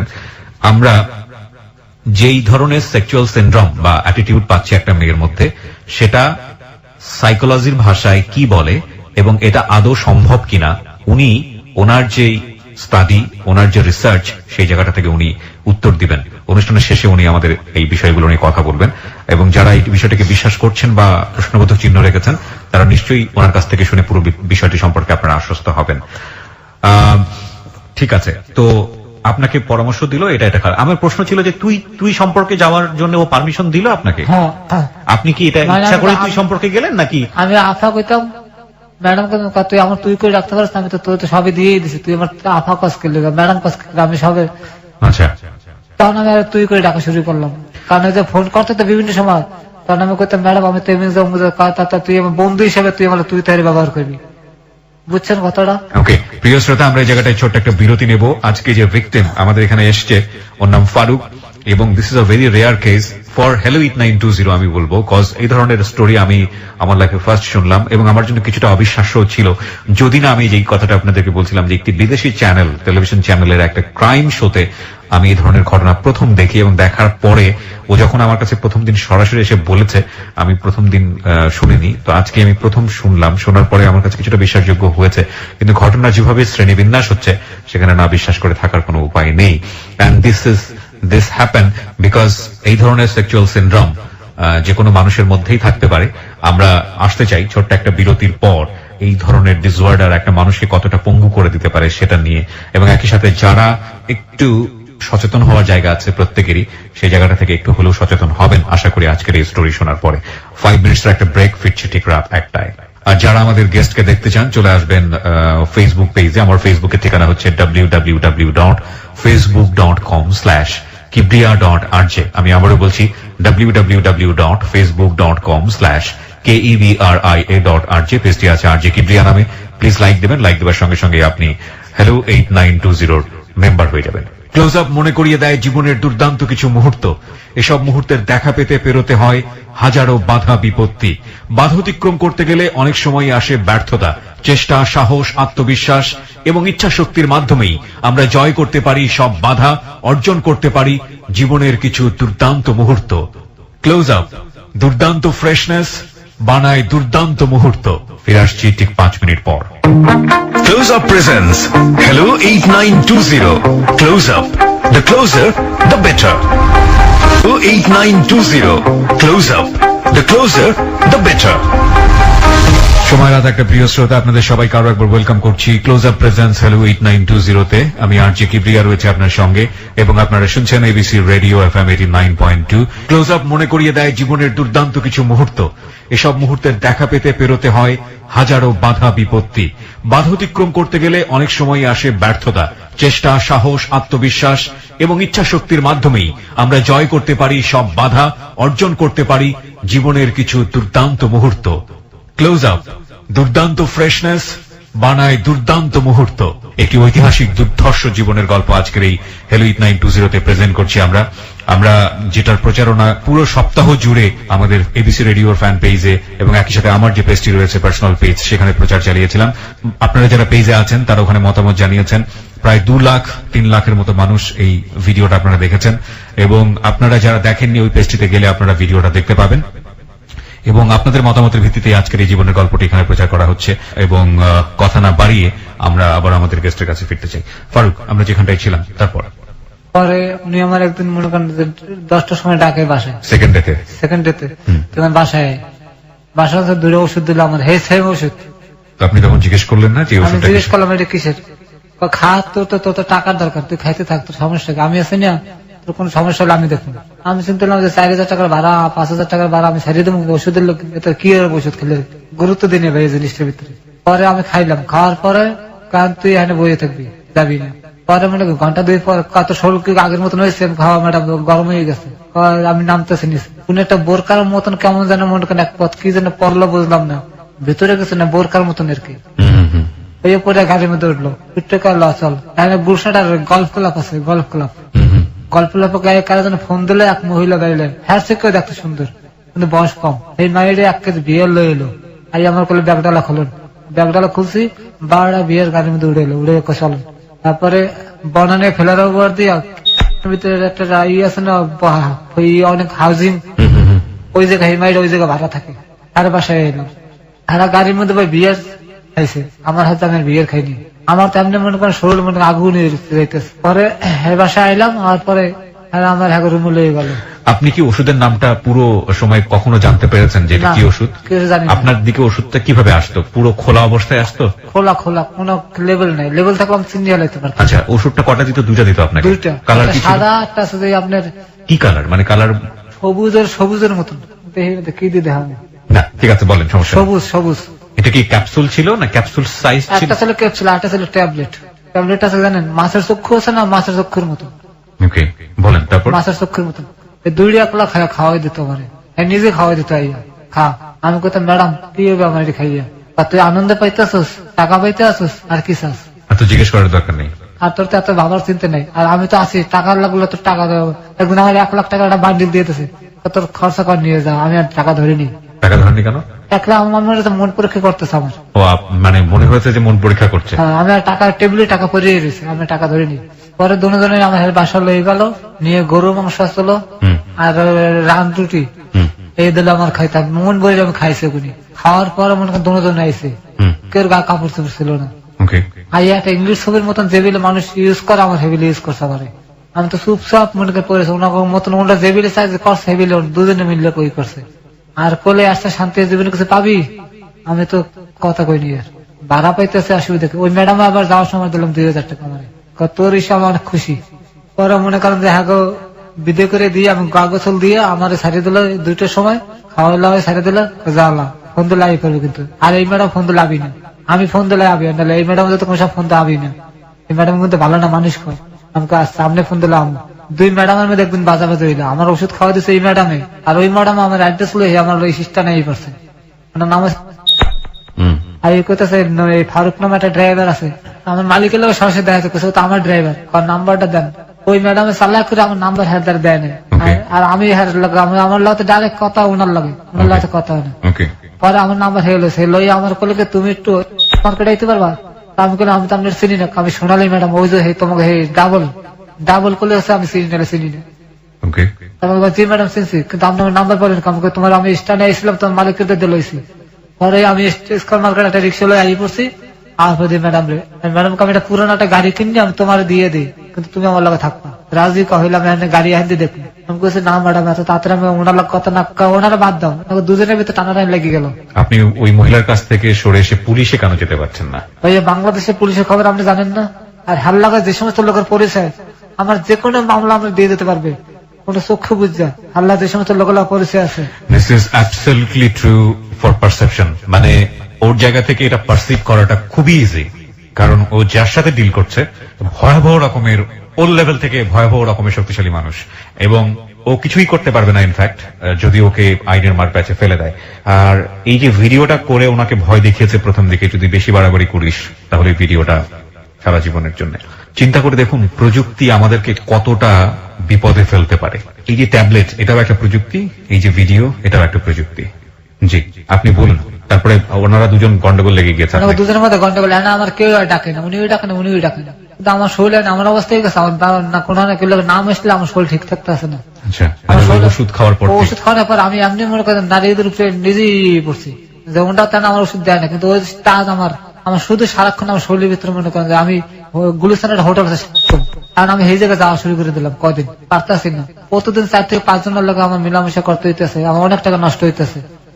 পরে এক পর্যায়ে অনেক লোক আবার মিট হয়, কিন্তু একদিন তুমি একদিন আমি, আবার নিজেকে ভিতরে মিল হয়, মানে একদিন এই মহিলার সঙ্গে আরেকদিন ওই মহিলার সঙ্গে। হ্যাঁ, নিজেকে ভিতরে মনে করেন একটা নিজেরা বইয়ে জিনিসটা করে। মানে আমার একদম ফোন দিয়ে কাকাকে তুই কারে, আপনি কি পারতেন না নিজের ফোনটা বন্ধ করে দিয়ে ঢাকা থেকে পালিয়ে যেতে? বা ভাই আমার তো ইনকাম ছাড়া আর কোনো কাজ জানি না, কোথায় যে চাকরি পেতাম, পারতাম অন্য একটা প্রাইভেট চাকরি নিতে, আর ফোন বন্ধ করে আমার মানুষের কন্ট্যাক্ট ফোনের লাগে, যদি কেউ গাড়ি ভাড়া লাগলাম ফোনে আমার যোগাযোগ হয়। মানে ফোনটা বন্ধ করলে তো আপনার এই কন্ট্যাক্টর থাকবে না। ওকে, বলুন তারপর। পরে এখন নিজেকে ভিতরে একটা কন্ট্যাক্ট হয়, এই মনে করেন আমার মরণের দিকে আস্তে আস্তে আস্তে আস্তে আমি গেলাম। এখন মনে করেন আমার রেগুলার এই মেডিসিনটা নিতে, রেগুলার মনে করেন হেরাই আমার দিয়ে দিত। মানে মেডিসিনটা কি চেঞ্জ করতেছিল নাকি একটা মেডিসিন? একই মেডিসিন মনে করেন উনি আবার দিতে কি লাস্টে ঘুরে এলো, নতুন যে ম্যাডাম সোনালী ম্যাডাম, উনি দিল কি একটা সুইং গাম, একটা ট্যাবলেট, একটা সুইং গামটা চাবাইতে হইতো, খাওয়া গিললে হারান যাবে না, চাবাইতে খালি মোহে রাখতে পারে, চাবাইতে হবে, এই ফেলান যাবে না। আর ট্যাবলেটটা দিতে মনে করেন পানি দিয়ে খাওয়া, তারপর সুইং গামটা আস্তে আস্তে চাবাইতে থাকো। সুইং গামটার গায়ে আমেরিকান সিল দেওয়া, ফ্ল্যাগ আছে না আমেরিকার ফ্ল্যাগ দেওয়া আছে, আমি দেখছি। কিভাবে ওকে অবিশ্বাস করবেন বলেন, বলুন তারপর। এই জিনিসগুলো আপনাকে দিতে কন্টিনিউয়াস, যে মানে এখন দোনো দিকে আমার এগুলো চলতে আছে। কতদিন পর পর হতো এটা? মানে ওনার দরকার হলে উনি দিত, ওনার দরকার হলে উনি দিত। সপ্তাহে কয়বার আপনাকে এই ধরনের মেডিসিন নিতে হতো? 4বার তো মনে করেন ধরে 4বার হইবি। অন এভারেজ সপ্তাহে আপনি 4বার এই ধরনের মেডিসিন নিতেন? জি, মনে করেন বৃহস্পতিবার অত উনি, মানে শুক্রবার উনি, মানে 2টা দিন ওনাকে থাকতেই হবে। এবং আপনার সঙ্গে যখন এদের সম্পর্ক ওটা হতো তখন কিরকম, এই আপনি যেটা বলছিলেন প্রথম দিকে 2 ঘন্টা ব্যাপার, এইগুলো কি এরকমই? হ্যাঁ, 2 ঘন্টা 2.5 ঘন্টা আমার থাকতো, কোনো রকম কমতি না। 2 ঘন্টার ভিতরে আমার কোনো রাও নষ্ট হইতো না। এবং এই 2 ঘন্টা 2.5 ঘন্টা করে ওনাদের সঙ্গে মিশতে হতো? মিশতে থাকতো ওনার মতন, মানে সোজা কথা এগুলোর ছবি। এখানে আপনার কোনো রোল থাকতো না, যা করার ওনারাই করতেন? ওনারাই করতো, খালি আমি শুয়ে থাকতাম এই বেডে। পরে আস্তে আস্তে আস্তে আস্তে মনে করেন আমি, আপনি কি বুঝতে পারছিলেন যে আপনার শরীরের মধ্যে একটা পরিবর্তন আসছে, বা কি হঠাৎ করে আসে নাকি ধীরে ধীরে? আসে না, হঠাৎ করে পারে আদিত দিয়ে আমার শক্তি কমে যায়, বইয়ে পড়তো হঠাৎ করে, দাঁড়ায় বেশিক্ষণ আছে না, পাওয়া যায়। কয় মাস পরে বুঝলেন এই সম্পর্কে? 3 মাসের পর মাথায়। 3 মাসের মাথায় আপনি বুঝলেন, তখন কি আপনি কি করলেন বোঝার পর? আমি মনে করেন যে 500টা ফার্মেসির পরামর্শ নিলাম, আমারে ক্যালসিয়াম ওষুধ দেয়। ফার্মেসিস্টের সাথে, ডাক্তারের সাথে কথা বললেন না? না। কেন বললেন না? ওই ফার্মেসির কাছে আমি খুব বিশ্বাস করি, কোনো অসুবিধা হলে আমি হেডদারে যাই। ফার্মেসি, এটা কিন্তু আমরা অনেকেই করি, আমরা ডাক্তারের কাছে না গিয়ে ফার্মাসিস্ট যারা আছে ওদেরকে বলি, ওরা একটা মেডিসিন আমাদেরকে দিয়ে দেয় এবং সেটা আমরা বিশ্বাসে ঘিরে ফেলি। মেডিসিনের রিয়াকশন যে কতটা ভয়াবহ রে ভাই, আপনারা প্লিজ ডাক্তারের পরামর্শ ছাড়া কারো কাছ থেকে, ইভেন অনেকেই এটা করেন যে একটা সময় একটা ওষুধ দিয়ে দিয়েছে, ওটা দিয়ে ভালো হয়েছে 2 বছর আগে, সুতরাং 2 বছর পর একই প্রবলেম দেখেছে, ওই ওষুধ খেয়েছে এবং এটা রিয়াকশন ভয়াবহ হয়েছে। অনেকেই এই ভুলটাও করেন, প্লিজ এটা করবেন না। ডাক্তারের পরামর্শ ছাড়া কিছুই নেবেন না, এবং ডাক্তারের পরামর্শ নেওয়া ইদানিং অনেক ইজি হয়ে গেছে, সুতরাং প্লিজ এই কাজটা করবেন না। ফার্মাসিস্টের পরামর্শ তো অবশ্যই নয়, কারণ তারা মেডিসিন বিশেষজ্ঞ না, সুতরাং তাদের কাছ থেকে পরামর্শ নেওয়ার কোনো মানেই হয় না। বলুন, আপনি এটা করতেন? হ্যাঁ। ক্যালসিয়াম ট্যাবলেট দিল, ক্যালসিয়াম ট্যাবলেট খাওয়া শুরু ক্যালসিয়াম ওই B54 আর সিবিট এগুলো সবসময় কন্টিনিউ দিল আমার, B54 আর সিবিট নাম, ওষুধের নামটা মনে আপনি কি আছে। তখন কি বুঝতে পারছিলেন যে আপনি যে এই যে ওভারডোজ সেক্সুয়াল মেডিসিন নিচ্ছেন সেটার কারণে আপনার এরকম হচ্ছে, তখন কি হ্যাঁ। বুঝতে পারছেন এটা? ওই ফার্মেসিয়ার আমার কইছে যে আপনি এত যাইন না মানুষের দ্বারে, আমি ওনারা কইলাম জিনিসটা ওই সময় একটু হালকা একটা টাচ দিলাম যে ভাই আমি যে দুই মহিলা ছাড়াও কি আপনি ওই যে হোটেল গুলোতে যেতেন? হ্যাঁ মাঝে মাঝে আমার প্রায় সময় মনে করেন ধান থেকে আমার ঠিক আছে তখন আমি দৌড় দিয়ে হেঁটে কাছাকাছি তো গুলিস্তান আমার স্টেশন কাছাকাছি। মানে এই দুই মহিলা ছাড়াও আপনি অন্যান্য মহিলার সাথে মিশতেন ওই সময়টাতে? হ্যাঁ। আচ্ছা, তো আপনি এটা বুঝতে পারলেন, বুঝতে পারার পরে আপনি কি করলেন? শুধু এই আয়রন ট্যাবলেটটাই খেয়ে গেলেন? আপনি ওনাদেরকে বলতে পারতেন না যে আমার সমস্যা হচ্ছে শরীরে? আমি ওই ম্যাডামের কথা কেন কম, কিন্তু ওনার কথা বললাম। মানে সেকেন্ড ম্যাডামকে বললেন? হ্যাঁ বলেন। ম্যাডাম আমার ঠ্যাং ঠুং তো ভাঙ্গে শুয়ে আমি তো আসতে পারি না এখন ঠিক মতন, শক্তি পাই না। তারা তোর একটা মেডিসিন আমি আনাই দিতে আসি, এটা খালি ঠিক হয়ে যাবে, কিন্তু অর্ধেক তুই যাইতে পারবি না, একদিকে থাক পড়ি না, তুই কিন্তু পঙ্গু হয়ে যাবে। উনি আমার এই শব্দটা কইছিল যে তুই কিন্তু পঙ্গু হয়ে যাবে দুদিকে ধরলে, আমি তোর মেডিসিনটা আনাই দিতে আসি তোর। আমি ওই মহিলা আপনাকে টাকা দিত? হ্যাঁ দোনো আমার টাকার খেলা খেলে বাইরে, বিশেষ করে না টাকা আইতেই আছে দোনো দিক দিয়ে, না আছে তুই টাকা। আর আমি তো মনে করেন টাকা পেয়ে তো মনে করেন সব বিল্লে গেছি, মানে সংসারে যেটা পাইতাম সেটা তো মনে করতে দেন পাইতে আছে, টাকা তো অন্য পাইতে কোনো কিছু মাথায় নাই? কোনো মাথায় নেই। আর গাড়ি ভাড়া হইতেছে, আমার চাকরি খারাপ, আমার চাকরিতে কোনো সমস্যা নেই, সবকিছুই পাচ্ছে না? সব আমার সব ঠিক আছে। আমার মালিকের কাছে আমি ভালো রইলাম, আমার চাকরি আমার ঠিক রইলো, আমার সংসারে যে জিনিসটা আমি চাইতাম সেই জিনিসটা ওটা আমার দিতে আছে, তাতে আমার পিছনে টাকা নেই কিছু শুধু নেই। চিন্তা করেন নাই যে ওষুধের কি হতে পারে, রিয়াকশন কি না হতে ভাই পারে? এটা মাথায় ঢুকে নেই আমার। ওষুধের রিয়াকশনটা কি? ওর 40 বছরে ওর যে ভিডিওটা আমরা দিয়েছি, প্রথম যে ভিডিওটা এবং এখন আজকে যে অনুষ্ঠান চলাকালীন যে ভিডিওটা আমরা দিয়েছি, একটু দেখে আসুন। ওকে দেখে মনে হবে না যে ওর বয়স কত বলছিলেন আপনি? 40? ওর দেখে মনে হবে না ওর বয়স 40। এবং ও যেভাবে হাঁটে, ওর বাম হাতে কোনো কিছু ধরার শক্তি নাই। আর স্ট্রোকের গল্প তো একটু পরে হয়তো বলবি।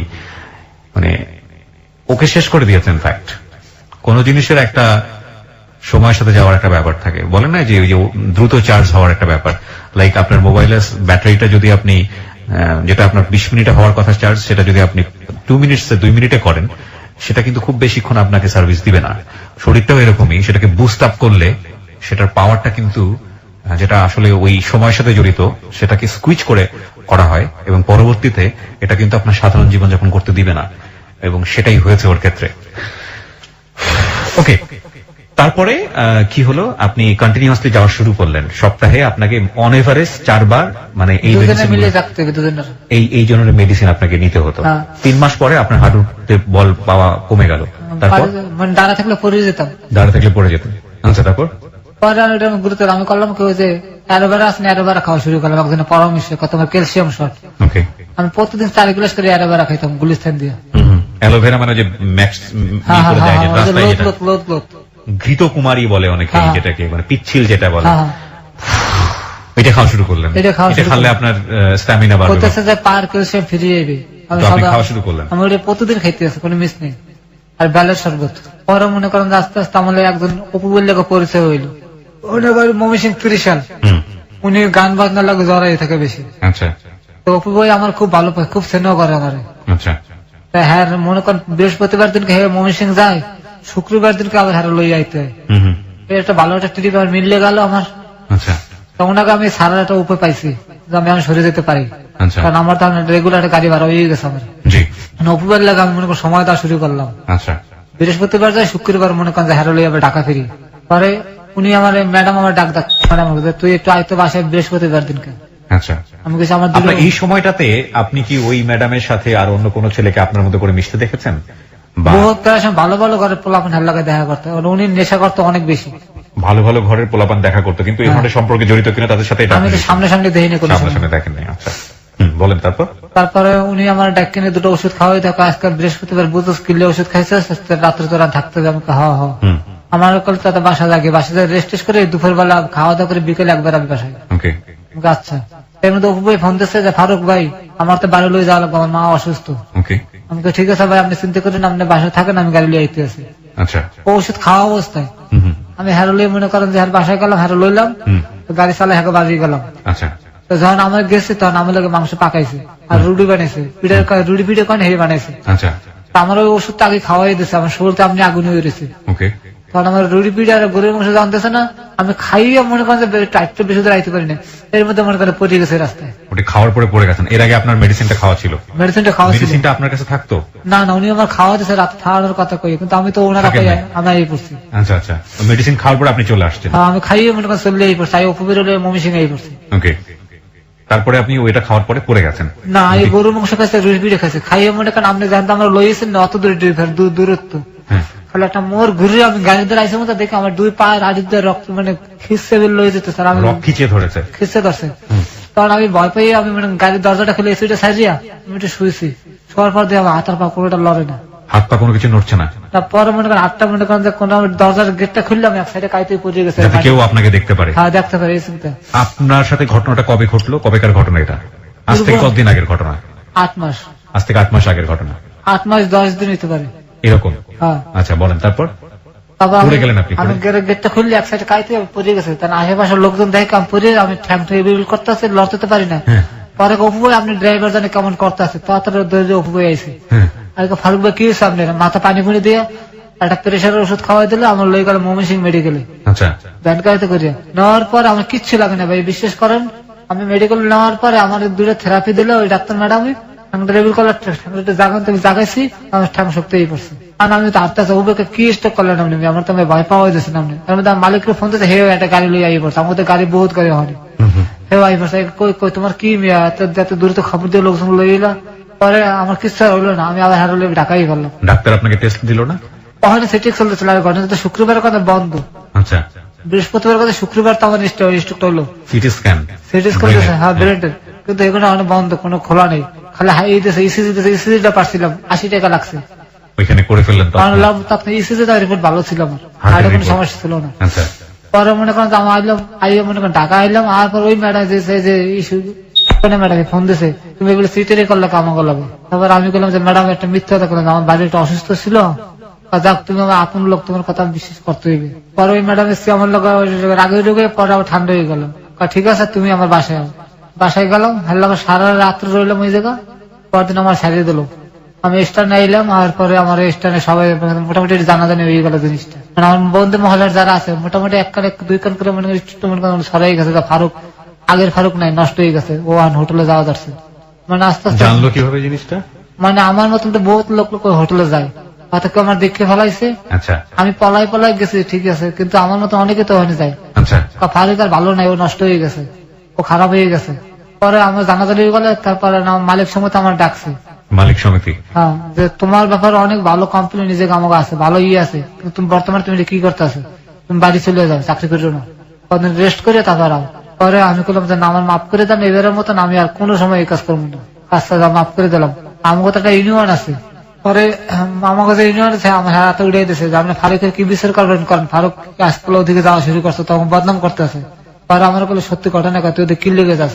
তবে আমি সভাপতির বললাম যে ভাই এই ঘটনা আমার লাগতে ঘটতে আসলো, কারণ আমি তো ভাই বিপদে পড়ে, আমি নিজের দিয়ে কিছু করতে আসলাম, মন দিয়ে আমি ইচ্ছে করে করতে আসলাম, ঐতি আছে। মানে এই ভদ্র মহিলা দুইজনের ঘটনা বললেন? একজনের কথা কইছি। একজনের কথা বললেন, যে মহিলা আপনাকে বাধ্য করছে? প্রথম যার কথা কইলাম। আচ্ছা, পরে করলাম কি ঠিক আছে আমি ব্যবস্থা নেব, তুই বদলি তোর জন্য ম্যাডামের জন্য ডাকবি না, তুই আমার ডিউটিটা আমার দিবি। আমার সভাপতি কইলো, আমি বললাম হ্যাঁ তুমি আমার ডিউটি এতগুলো টাকা তুমি মারিয়ে খাইতেছো আমার এখন। মানে ডিউটি সে চাইলো আপনার কাছ থেকে? ঠিক আছে তোর যাতে বিল করতে আমার ডিউটিটা দে, তুই দেখ কত পারে আমি দেখুন, তোর যাওয়া লাগবে না, তুই রেস্টে থাক। আমার চেয়ার সুরে ভাইয়া হিরোইন মতন হয়ে গেল কিছুদিনের ভিতরে। এখন তো মোটামুটি দেখান আমি এগুলো আসলাম না, আরো খারাপ হয়ে গেছিল, আমার আড্ডিতে বাইরে গেছিল। এই সবার নজরে পড়ছে যে কি পুরো কি হয়ে গেল, হিরোইন মানে সবার মোহে মোহে আমি নেশা করতেছি সমানে। বিরতি নিতে চাই প্রিয় শ্রোতা আরো একবার। এই গল্পটা শোনার প্রেক্ষাপটে সবার প্রতি শ্রদ্ধা রেখে বলতে চাই, কারো কারো মনে আপনাদের মনে হয়তো বা রোমান্সের জায়গাটা থেকে, এরকম ফান কিংবা ফাজলামো জায়গা থেকে হয়তো বা এই কথা আপনারা হয়তো বলতেছেনও, যে কথাটা ওই যে সভাপতি একটু আগে বলেছে এই ধরনের কথা। But the thing is not like is sex, এটা না। অফকোর্স ইটস আ ক্রাইম, এটা একটা অবশ্যই অপরাধ, অনেক বড় অপরাধ, এবং একটা মানুষের স্বাভাবিক জীবন নষ্ট করে তাকে নিংড়ে তার জীবনের সঞ্জীবনী শক্তি বের করে নিয়ে নেওয়া অবৈধভাবে, এবং একজন মানুষের গচ্ছিত সম্পদ নিয়ে গেলে যেহেতু অপরাধ হয়, আর একজন মানুষের পুরো জীবনটাকেই যদি এভাবে নিয়ে নেওয়া হয় নিংড়ে নিংড়ে, সেটা কত বড় ধরনের অপরাধ হতে পারে, সেই জায়গাটাকে আপনারা ফোকাস করুন এবং সেখান থেকে এই আজকের এই জীবনের গল্প প্রচার করে আপনাকে সচেতন করার চেষ্টা আমরা করছি। আমরা আবারও 4 মিনিটের ছোট্ট একটা বিরতি নেব। 4 মিনিট পরে আবারও ফিরে আসবো এই ভদ্রলোকের কাছে।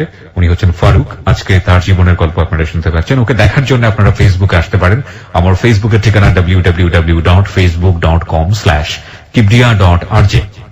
আমি আবারও বলছি www.facebook.com/KEBRIA.RJ। পেজটি আছে আরজে কিবরিয়া নামে। এন্ড প্লিজ আপনারা পেজটিতে লাইক দিয়ে দেবেন। লাইক দেওয়ার সঙ্গে সঙ্গে আপনি আমার হ্যালো 8920 মেম্বার হয়ে যাবেন এবং এই পেজটি থেকে আপনি আমার যে অনুষ্ঠানগুলো আছে সেই অনুষ্ঠানগুলো সম্পর্কে যাবতীয় আপডেট পাবেন। এবং আপনারা জানেন যে আমি খুব সম্প্রতি নতুন আরেকটি অনুষ্ঠান শুরু করেছি, যেটি প্রচার করা হচ্ছে শনিবার বিকেল 3টায়। এই অনুষ্ঠানটি আমার অন্তরের একটা অনুষ্ঠান। অনুষ্ঠানটির নাম হচ্ছে জননী। আপনাদের সবারই একবার করে মায়ের প্রতি ভালোবাসা থেকে এই অনুষ্ঠানটি শোনা উচিত। শনিবার বিকেল 3টায় শুরু হয়, 3টা 10 থেকে 4টা পর্যন্ত, 1 ঘন্টার খুবই অল্প সময়ের জন্য, এবং নিশ্চয়ই আপনারা অনুষ্ঠানটা মিস করবেন না। জননী প্রতি শনিবার বিকেল 3টায়। ক্লোজ আপ মনে করিয়ে দেয় জীবনের দুর্দান্ত কিছু মুহূর্ত। এসব মুহূর্তের দেখা পেতে পেরোতে হয় হাজারো বাধা বিপত্তি। বাধা অতিক্রম করতে গেলে অনেক সময় আসে ব্যর্থতা। চেষ্টা, সাহস, আত্মবিশ্বাস এবং ইচ্ছা শক্তির মাধ্যমেই আমরা জয় করতে পারি সব বাধা, অর্জন করতে পারি জীবনের কিছু দুর্দান্ত মুহূর্ত। ক্লোজ আপ দুর্দান্ত ফ্রেশনেস বানায় দুর্দান্ত মুহূর্ত। ফিরবো ঠিক 4 মিনিট পর। Close Up presents Hello 8920. Close Up.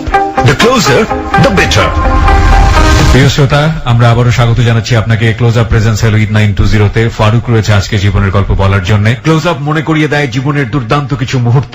এসব মুহূর্তের দেখা পেতে পেরোতে হয় হাজারো বাধা বিপত্তি। বাধা অতিক্রম করতে গেলে অনেক সময় আসে ব্যর্থতা। চেষ্টা, সাহস, আত্মবিশ্বাস এবং ইচ্ছা শক্তির মাধ্যমেই আমরা জয় করতে পারি সব বাধা, অর্জন করতে পারি জীবনের কিছু দুর্দান্ত মুহূর্ত। ক্লোজ আপ দুর্দান্ত ফ্রেশনেস বানায় দুর্দান্ত মুহূর্ত। ফারুকের কাছে যাবার আগে আপনাদেরকে বলতে চাই, আপনারা নিশ্চয়ই জানেন জীবনের গল্প 2 বইটি বাজারে পাওয়া যাচ্ছে এবং আপনি যদি বইটি সংগ্রহ করতে চান তাহলে ফোন করবেন 16297 এই নম্বরে। আমি আবারও বলছি 16297 এই নম্বরে। বইটি আপনি রকমারি.com থেকে কালেক্ট করতে পারবেন মাত্র 150 টাকায়। হ্যাঁ, আমরা ফারুক কথা না বাড়িয়ে আবারও আপনার কাছে ফিরছি। তারপর সভাপতি করলে আমি রাজি হলাম, শুনছিলাম প্রতিদিন আমার 1,500 টাকা নষ্ট হইতেছে। আমি কোন রকম আমি লাগালাগ মিথ্যা কথা শুরু করলাম যে না, আমি এই সময়ের মধ্যে নাই, কান ধরলাম।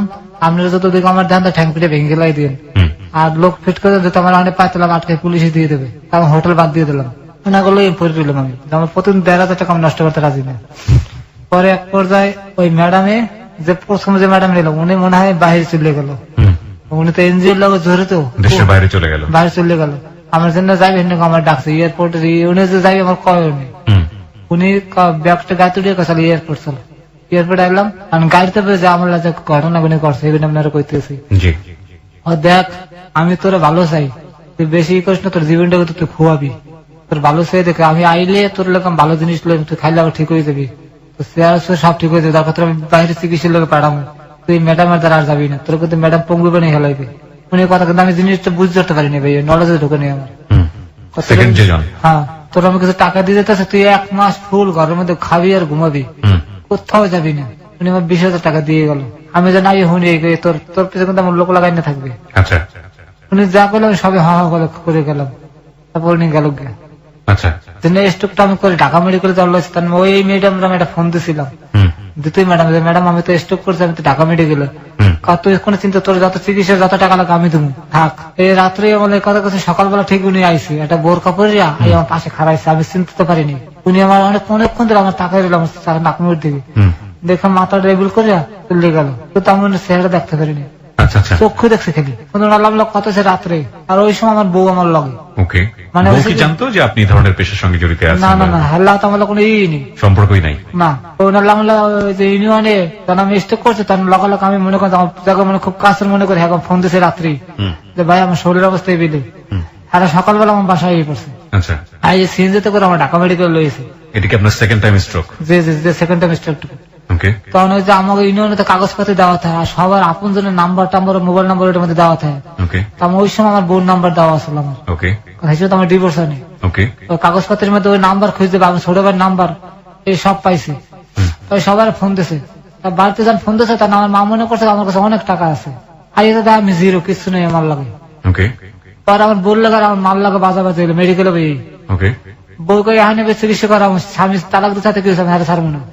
আর মা গা তোর আর বিশেষ করে তুই এত এত কাহিনী করছিস আমার পোলার লাগে, আমি আমার পোলা নিয়ে ঢাকা নিয়ে বরিশাল নিয়ে চিকিৎসা করাবো, লাগলো দুজনের ভিতরে। ডাক্তারে আমার নাম কেটে দিল যে আপনাকে যখন লোক আশেপাশে রোগীর অসুবিধা হইতে আছে, আপনি রোগী লয়ে যান।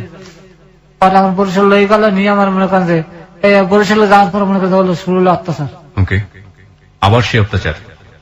মায় বাপে কইতেছে যারা মসজিদের সামনে হালাইতে, হালার ফলে অনেক অন্যায় করছে জীবনে, মানুষের নামাজ পড়ে যাইবে আর দোয়া করবে, এই পাপের ফসল। মানুষের ভালো মানুষের অনেক প্রায় জায়গায় হারা গেছে পাপিষ্ট, মসজিদের সামনে হয়তো মানুষের যাইবে আর দোয়া করবে, এতে ভালো হয়ে যাবে। এটা আপনার এলাকার লোকজন বললো? আমার বাপে বললো। আপনার বাপে বললো এটা? হ্যাঁ। পরে মাই রাজি হইলো, পরে একটা তেরফল মসজিদের ঠিক দরজাটার সামনে হলো, রোদের মধ্যে শুয়ে তার আমির মধ্যে হইয়ে থাকতাম। বাগামারের তেল আসলো, তেল তেল সাপের তেল, এতে আমার পাউডার আপনি দেখাতে পারলো একটু বুঝতেন ভাইয়া। এই দেখান পড়ছে কেমন ঠান্ডা রে, একটু একটা মিনিট। হ্যাঁ দেখতে পাচ্ছি। দেখছেন পুড়িয়ে ফেলে সময় ওই তেল মেখে রোদের মধ্যে হালা চামড়া ফুললে উঠতো আমার, ওই তেল দেওয়ার পরে চামড়া ফুললে ঠোঁস ধরে উঠতো, পানির লোকে সিলেতাম কেউ একটু দাঁড়াইতো না। পরে ভাইয়া আমার খুব খারাপ লাগতেছিল যে আমার হার্টের মধ্যে আস্তে আস্তে ব্যথা শুরু হয়ে গেল, এই দেখে জিনিসপত্র দেখে কোথাও আমার মেডিকেলে ভর্তি করবে। আমার বউরের আমি খারাপ করে ভালো করে করছে জানেন, আমার ইউনিয়ন থেকে টাকা উড়েছে। হ্যাঁ, ও আই আমার চিকিৎসার দায়ভার লইলো যে আমার স্বামীর আমার হালাত ডিভোর্স হয়েছে, হোক একটা মানুষকে আমি বাঁচানোর চেষ্টা করে যাই। আর ওই 4,000 টাকা যাওয়ার দ্বারা আমি জানি না, ওকে তোমার সমিতি দিয়ে 4,000 টাকা দিছে। আমি ওই আগের কথা ভুলে গেলাম, যা ও আমার পাশে দাঁড়াইছে তো। পরে 4,000 টাকা সিটি স্ক্যান করলো, রক্ত পরীক্ষা করলো, আমার সবাই ধরে নিয়েছে যে আমার অন্য কোন রোগ হয়েছে। হ্যাঁ, পরে রক্ত পরীক্ষার মধ্যে কিচ্ছু পাইলো না, ফ্রেশ। আমি ভয় পেয়ে গেছিলাম রক্ত পরীক্ষার কথা হইনি, পাওয়ার যদি যায় কিছু একটা। হ্যাঁ, পরে আমার ওষুধ পানি কিনে টেনে দিয়ে আমার বউ আমার গেল গিয়া, আবার চলে গেল। হ্যাঁ চলে গেল, হ্যাঁ মতো চলে গেল। সবাই আমার মনে মধ্যে সন্দেহ লাগলে কি আমার মনে ক্যালসিয়াম শর্ট হয়ে গেছে। মায়ের বলে মা আমার একটা পুঁই শাক আর ঢ্যাঁড়স খাওয়া খালি। হ্যাঁ, এই দুটো জিনিস আমার কারণে কোনো লজ্জত মজ্জত নাই। আমি তো মনে করি একটা কথা বলে লাগালে কথাটা এমন ভাবে কয় আমার খুব কষ্ট লাগে মনের ভিতরে। আমি বললাম মা আমার ভাত নরম করে তো আমি চাবাইতে পারি, আমি কথা কইতে পারি, কথা কইতে পারিনি। এত বেশি দুর্বল হয়ে গেলেন আপনি? এত দুর্বল হয়ে গেলাম, আমি ভাত খালে মুখে পড়ে যেত। মারে বললাম মা নরম করে ভাত রাঁধতে আমি গিল্লে যেতে পারি, কোনো সারা পেলাম না। মানে কি যে শুরু হলো যে আমি মনে করি বাংলা ছবির ভিতরে অভিনয় করতে আছি। পরে পাশের বাসার এক মহিলা এ করে, দেখ ভাই তুই এনে থাকো, তোর জীবন দাঁড়াবে, তুই ঢাকার বান্ধব ঢাকা যা, মরিয়ে গেলে তুই আল্লাহর দুনিয়া, অনেক মানুষ পাবি, তোর দাফন করে দেবে যা, আর এনে থাকলে তোর লাশটা পচাইবে, তুই থাকিস না। তখন আমি এলাকার দাদা বসে এক লোক মারা গেছে, একটা লাড়ি এসেছিল, লাড়িটা আমার হাঁটতে দিয়েছে, লাড়িটা লইয়ে গেল, এখন তার আমি হাঁটতে পারি না। পরে আমি চিন্তা করলাম আজকে আমি ঢাকা লঞ্চে উঠবই, তা মালিক সমিতি দিয়ে আমার গোপনে 1,000 টাকা এক বন্ধু পাঠাইছিল যদি কিনে খাইতে পেয়েন, ওই 1,000 টাকা আমার লগে আসলো। ওই সময়টাতে যে ভদ্র যারা এই কাজটা করছিল ওরা কোথায়, দেশের বাইরে? না, একজন দেশে, আরেকজন তো গেছে কি, আরেকজন দেখেই ভেগেছে। হ্যাঁ, আপনার সঙ্গে কোনো যোগাযোগ রাখেন? মেডিকেল দেখে তো পলাইলো, মানে আমি খালি চোখ দেখছি, আর বুঝতে বোঝেন নেই। আমাদের স্টক করা মাথায় কতটা বুঝতে পারতেছি না, ওটা দেখেই সে পালিয়ে গেছে। হ্যাঁ, মানে আমার দিকে তাকাই খালি মাথাটা রেভিল করলো, কথাবার্তা না বলে, মানে চিনছো এটা যেন না বলে। হ্যাঁ, রেভিল করে আমার পাশে তোমার বই স্টুল বই রয়েছে, ছোট বাচ্চার বুকের মধ্যে, মানে ইশারা দিল যে তুমি আমাকে দেখছো, এটা বুঝায়ও না, মানে মাথা ঝুলে চলে গেল। আর যাওয়ার সময় খালি রেভিল করলো যে থাকো থাকো। তা মনে করলাম যে পরে মনে করছে যে একটা লোক কিছু একটা হেল্প পাঠাবে বা কিছু একটা, কিন্তু এরপর তো নাম করতে লইয়ে গেল, হইলো না। তারপর তার বরিশাল নিয়ে মনে করেন ট্রিটমেন্ট হচ্ছে, বরিশালের গল্পই বলতেছিলেন, তারপর কি হলো? বরিশাল নিয়ে এই অবস্থা। পরে আমার ওই বন্ধুর 1,000 টাকা দিয়েছিল আমার দ্বারা, এই বিকাশ করে টাকা না পকেটে আসলো। আমার পাশের সামনে কদু গাছের যাহা বুঝেন যে কদু গাছের জাংলা বলে এটাকে, একটা বাঁশ খুললিয়া, তারপর আমি মনে করছি আমার একটা বাঁশ খুলে দেন তো ভাই, একজন একটা বাঁশ খুলে দিচ্ছে, আমি বাঁশ লইয়া ব্যাগ কান্দে ঝুলাইয়া ওই বাঁশের উপর ভর দিয়ে ভর দিয়ে আমি লঞ্চ হয়েছি। লঞ্চে আসছেন? হ্যাঁ, আসে লঞ্চে উঠছি অনেক কষ্ট করে, আপরে লঞ্চে উঠছি। পরে লঞ্চে উঠলাম, লঞ্চে টাকা এলাম, টাকা স্ট্যান্ড আবার আছে, জানি গাড়ি ছিল ওরা দেখে তো অবাক, তুই এই কেমনে এলি?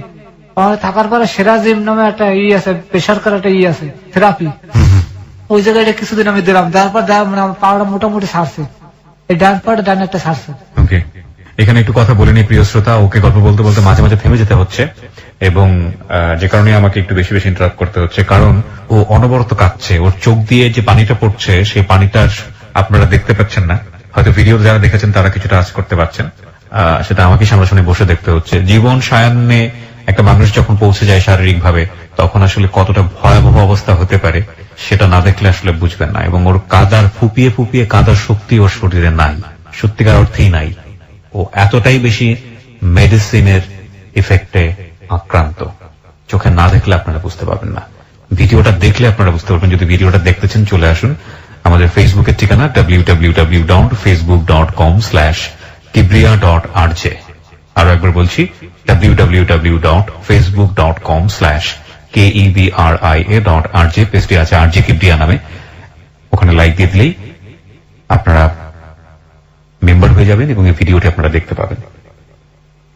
আসলেন লঞ্চে, তারপরে স্টে নেওয়ার পরে সবাই মিলে দিলে উদ্যোগ নিলে আমার চিকিৎসা করবে, কারণ আমার লাগার কেউ আর মেডিকেলে যায়নি, সবাই কাজ মেডিকেল যে আমরা আছি। আমি বাসলেই ভর দিতে দিতে এমার্জেন্সিতে গেছি।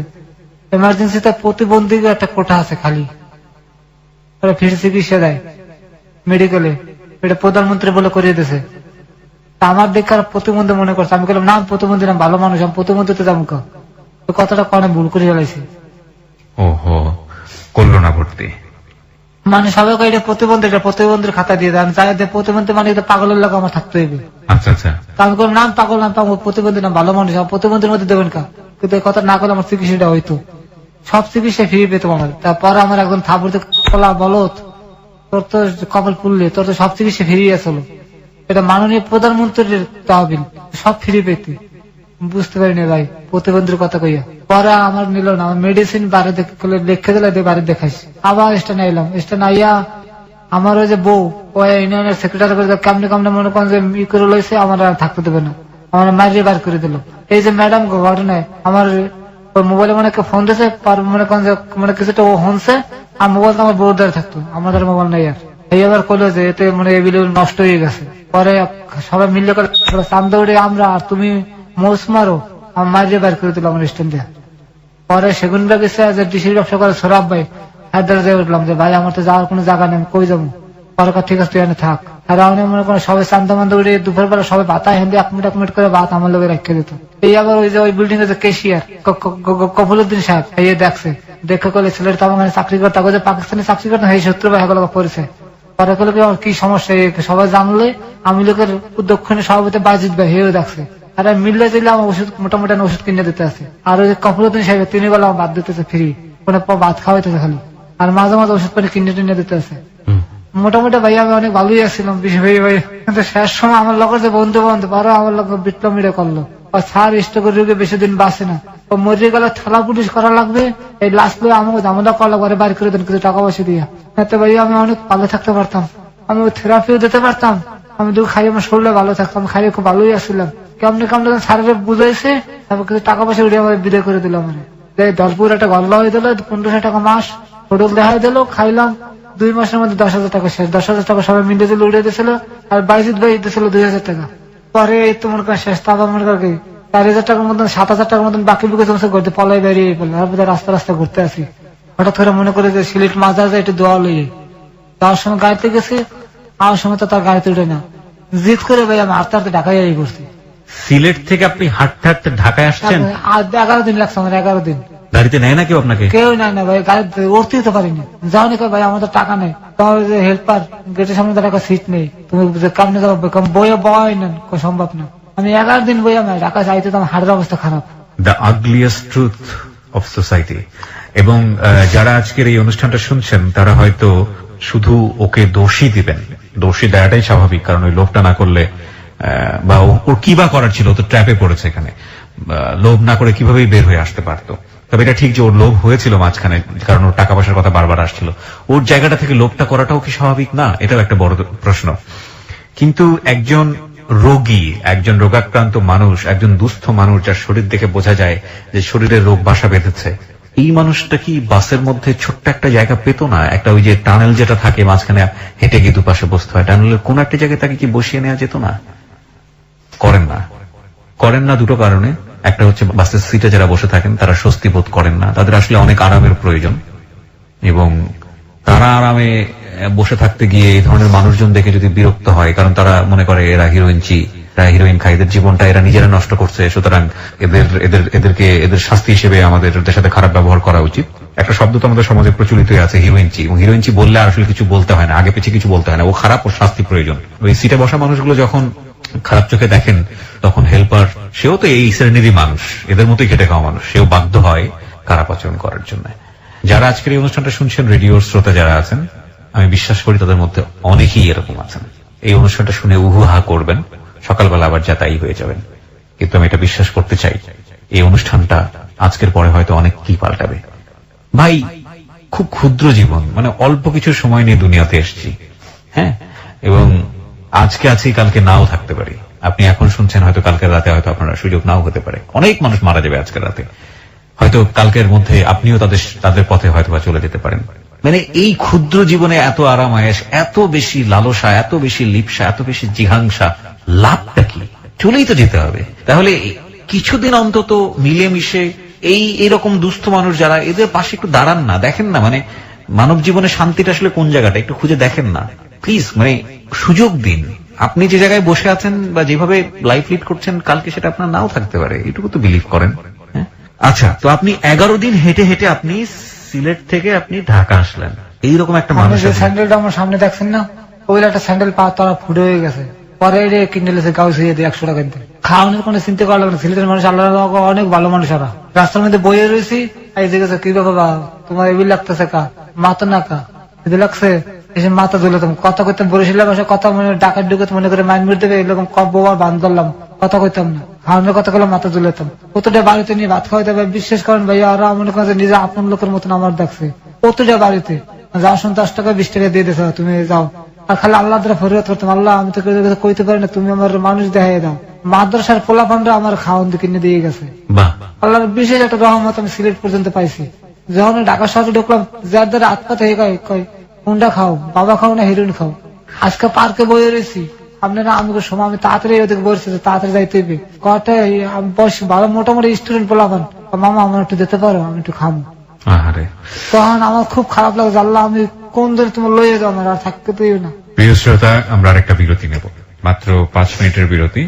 5 মিনিট পরে আমরা আবারও ফিরে আসবো ক্লোজ আপ প্রেজেন্স হ্যালো 8920-তে। আজকে ফারুক দুস্থ একজন মানুষ, সে এসছে আমাদের হ্যালো 8920-তে, আমাদের হ্যালো 8920 পরিবারের কাছে তার জীবনের গল্পটা বলার জন্য, আর 10 জন মানুষকে সচেতন করবার জন্য যে আপনিও যে কোনো সময় ভিকটিম হয়ে যেতে পারেন, সচেতন থাকুন। কিছু কিছু মানুষ থাকে একেবারেই বিনা লোভে বাধ্য হয়ে বিপদে জড়িয়ে যায়। আমাদের আজকের অতিথি তাই, যদি ওর কথাগুলো আমরা আগাগোড়া বিশ্বাস করি, এবং বিশ্বাস না করে উপায় নেই, কারণ ওর জীবনের যে সারল্য, যে বলাটা, প্রত্যেকটা জিনিস এত পুঙ্খানুপুঙ্খভাবে ও বলছে, তাতে বিশ্বাস না করে উপায় নেই। আমরা 5 মিনিট পরে আবারও ফিরে আসবো। ওকে যদি দেখতে চান চলে আসতে পারেন আমার ফেসবুক পেজে, ফেসবুকের ঠিকানা www.facebook.com/kebria.rj। আমি আবারও বলছি www.facebook.com/kebria.rj পেজটি আছে RJ কিবরিয়া নামে। ফিরছি ঠিক 5 মিনিট পর। Close Up presents Hello 8920. Close Up. The closer, the better. Close Up presents Hello 8920. Close Up. The closer, the better.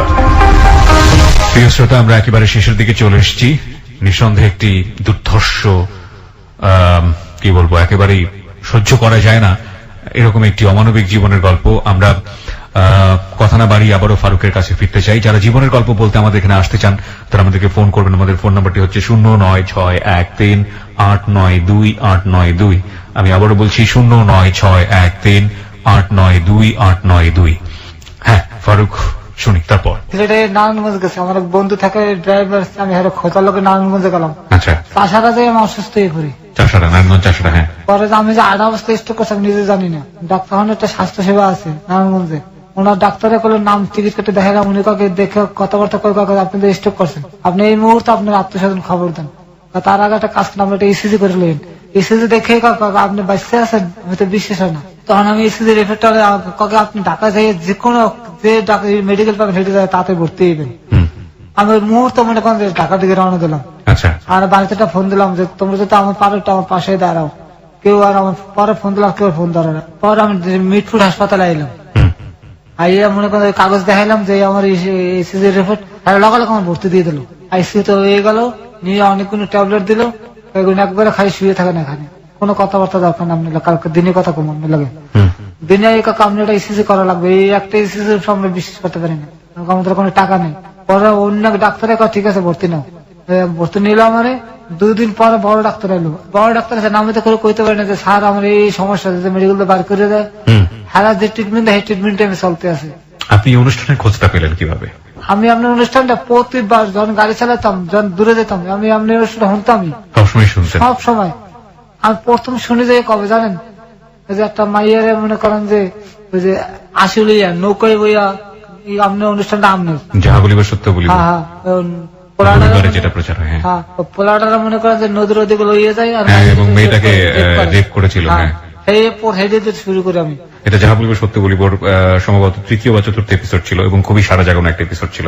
জি, আমরা ঠিক জানি না এই মেয়েটি এখন কোথায় আছে, কেমন আছে, আমরা আশা করছি ভালো আছে, ভালো থাকুক সবসময়। আর যখন আমি খুব সাহস করে এসেছিল আমাদের এখানে সোসাইটিকে নিজের কথাগুলো বলার জন্য, এবং পুরান ঢাকার মেয়ে সে।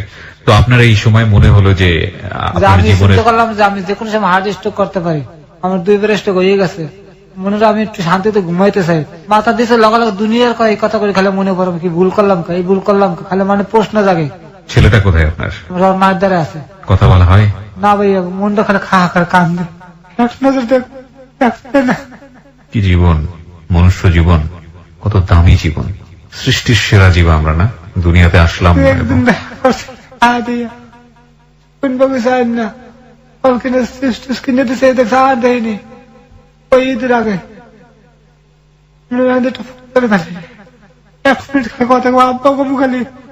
আপনি কথা বলবেন, আপনার যতক্ষণ ইচ্ছা আপনি আপনার ছেলের সঙ্গে কথা বলবেন। আপনি আমাদের ফোন আছে এখানে, কোনো সমস্যা নাই, আপনি ফোন করলে ফোন ধরবে? আমি না আমি আমি আমি কোন আমি ফোন দিলে আমার নাম্বার থেকে কথা বলবে? আল্লাহ যদি মিলিয়ে দেয় ভাই, দিতে পারে ভাই, আশা করে দেবে, আল্লাহ মিলেবে। ঠিক আছে, আমি টেলিফোন দিয়ে দেন, TNT থেকে দিব না? হ্যাঁ TNT দেখেন, এই নাম্বার গুলো ও মনে করে যে আমি দিই, TNT নাম্বারটা বোঝে না, TNT নাম্বার অনেক চালাক, আমি পারি না। ডাক্তার আমার ডাইরেক্ট কইছে তুমি নেশা 2টা নেশা না করলে তোমার 2 লাখ বেরোনিসটা হার্ট স্ট্রোক হইতে পারে না, তুমি কি নেশা করছো আমারে কও, আমার পাশে লইয়ে গেছে, আমি কিন্তু কি শিখে করবো, আমি বাড়ি করে দেবে পারলাম না। ডাক্তার গুলো কত কইতে, একমাত্র আপনার দ্বারা আমি আইসি মনের কথা কই, আমি নিশ্চিন্ত একটু ঘুমাবো, একটা রাইতে আমি ঘুমাই না ভাই, বিশ্বাস করেন, রাতে ঘুমের মতো লাফে উঠতে বইয়ে থাকি, মন দিয়ে একটু কেলে কথা কম পারি না ভাই, এই কথা কেলে জানাইতে পারি না ভাই, এত লজ্জার কথা। মানুষের দ্বারা হাত পাতলা ভাই, হিরোইন থেকে লড়াই দেয় ভাই, ভাত খাই না রাত্রে, ডায়াবেটিস দেখে শুধু রুটি খেয়ে থাকি রাত্রে। এখন টাকা পয়সা আসে ওর থেকে, পান কিভাবে ভাই? যদি কেউ মায়া হয় ভাই, বইয়ে থাকে, হাত পাতি না, যদি আল্লাহ কেউ মনে করেন যে দয়া দিয়ে পাঠাতে 200 টাকা যদি কেউ দেয়, ওই ওষুধ তো দেশে ভাই লাগাই, হাটের ওষুধ দেশে কিনে খাইতে হবে, কিন্তু এত একদিনে কিনে খাইনি, শুধু এই দিয়ে পকেটে রাই, দাম কম এই দিয়ে পকেটে রাই, জন ব্যথা এই দিয়ে খাই, আচ্ছা শুধু এই দিয়ে খাইতে। খাচ্ছিলেন এটা ব্রেকের সময়, আমি সেজন্য জিজ্ঞেস করছিলাম আপনাকে। হ্যাঁ, জন ব্যথা কি ওষুধ এটা? ওটা কিসের জন্য? হাটের লোকে, হার্টের জন্য। কোসে একদিন ডাক লিখে দিয়েছে আমার, যে একদিনে মিস করা যাবে না, কাগজপত্র আছে, আপনি তো দেখেন, কিন্তু খাইতে পারেন না। একদিনে কিনে আমি খাইনি, একটা ওষুধ কিনে খাইনি। আপনার তো কোনো ফোন নাম্বারও নাই যোগাযোগ? না ভাই, আমার কোনো কিছু না, মোবাইল তো লইয়ে গেছে। কি করবেন আপনি? কোথায় যেন ঘুমান? মাঝে মাঝে স্টুডিয়ামে ঘুমাই ভাই, জানি না ভাই, আটটা যখন দেশে দুর্বল লাগে তখন শুয়ে পড়েন? শুয়ে পড়ে, লুঙ্গি আছে আমার দ্বারা, লুঙ্গি করতে পারেন? পার্কে যাই। কোন পার্কে? রমনা পার্কে? রমনা পার্কে যাই, গিয়ে যাই মনে করেন এই সময় একবার মনে গোসল করে রোদে খাড়াই থাকে। কোথায়? ওটা পুকুর টুকুর আছে ওখানে? রমনা পার্কে একটা পুষ্কুনি আছে।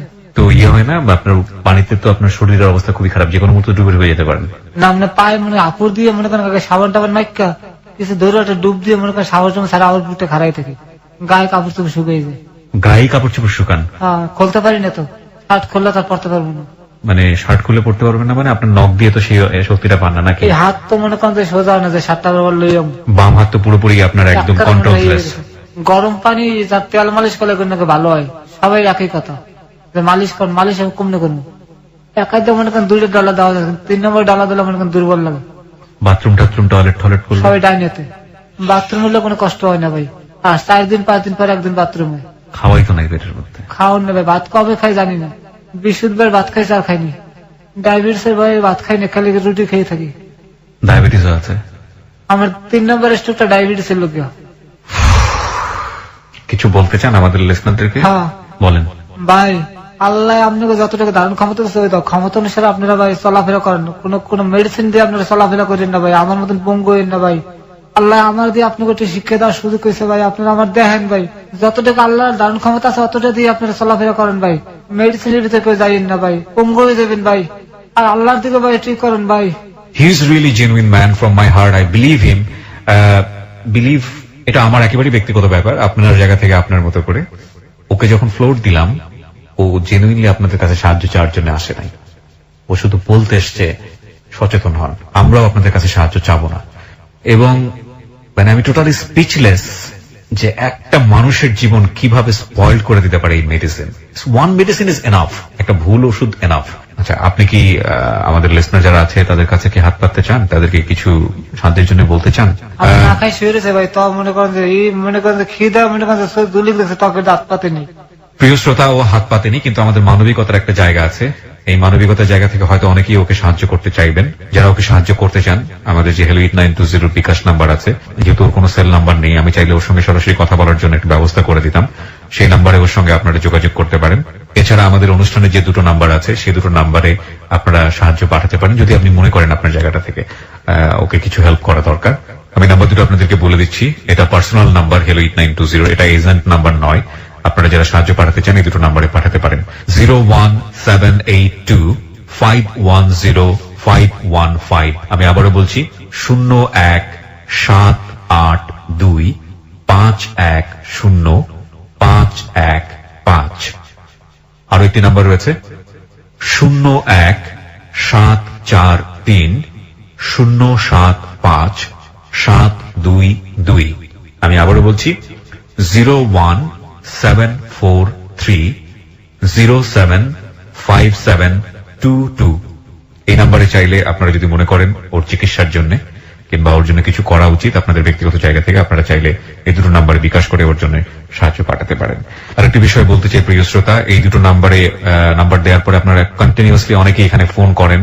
এই নাম্বার দুটো সব সময় রেসপন্স করা সম্ভব হয় না, অনেক সময় বন্ধ রাখতে হয়, এতগুলো ফোনের সঙ্গে কথা বলা সম্ভব নয়। এই দুটো শুধুমাত্রই বিকাশ নাম্বারের ক্ষেত্রে ব্যবহার করা হয়। সুতরাং আপনি ফোন বন্ধ পেলে বা আরো কনফার্ম হতে চাইলে আপনি যেটা করবেন, কোনো সাহায্য পাঠালে একটা টেক্সট পাঠিয়ে রাখবেন যে আমরা টাকাটা পেয়েছি কিনা, আমরা ফিরতি টেক্সট আপনাকে জানিয়ে দেবো যে আপনার অর্থ পাওয়া গিয়েছে। সুতরাং বন্ধ থাকলে কিংবা কোনোভাবেই আপনার ফোন রেসপন্স না করলে এখানে হতাশ হওয়ার কোনো কারণ নেই। শুধু একটা কথাই বলতে চাই শেষে এসে, মনুষ্য জীবন খুবই স্বল্প সময়ের জীবন, খুবই অল্প সময়ের জন্য আমরা দুনিয়াতে এসেছি। সবাই মিলে আমরা ভালো থাকতে চাই, একই সমাজে বসবাস করি। একজন মানুষ দুস্থ থাকলে তার দিকে যদি হাত বাড়িয়ে দিতে না পারি, কেমন মানুষ আমরা, কোন বিবেক নিয়ে আমরা বসবাস করি? ভালো থাকবেন সবাই।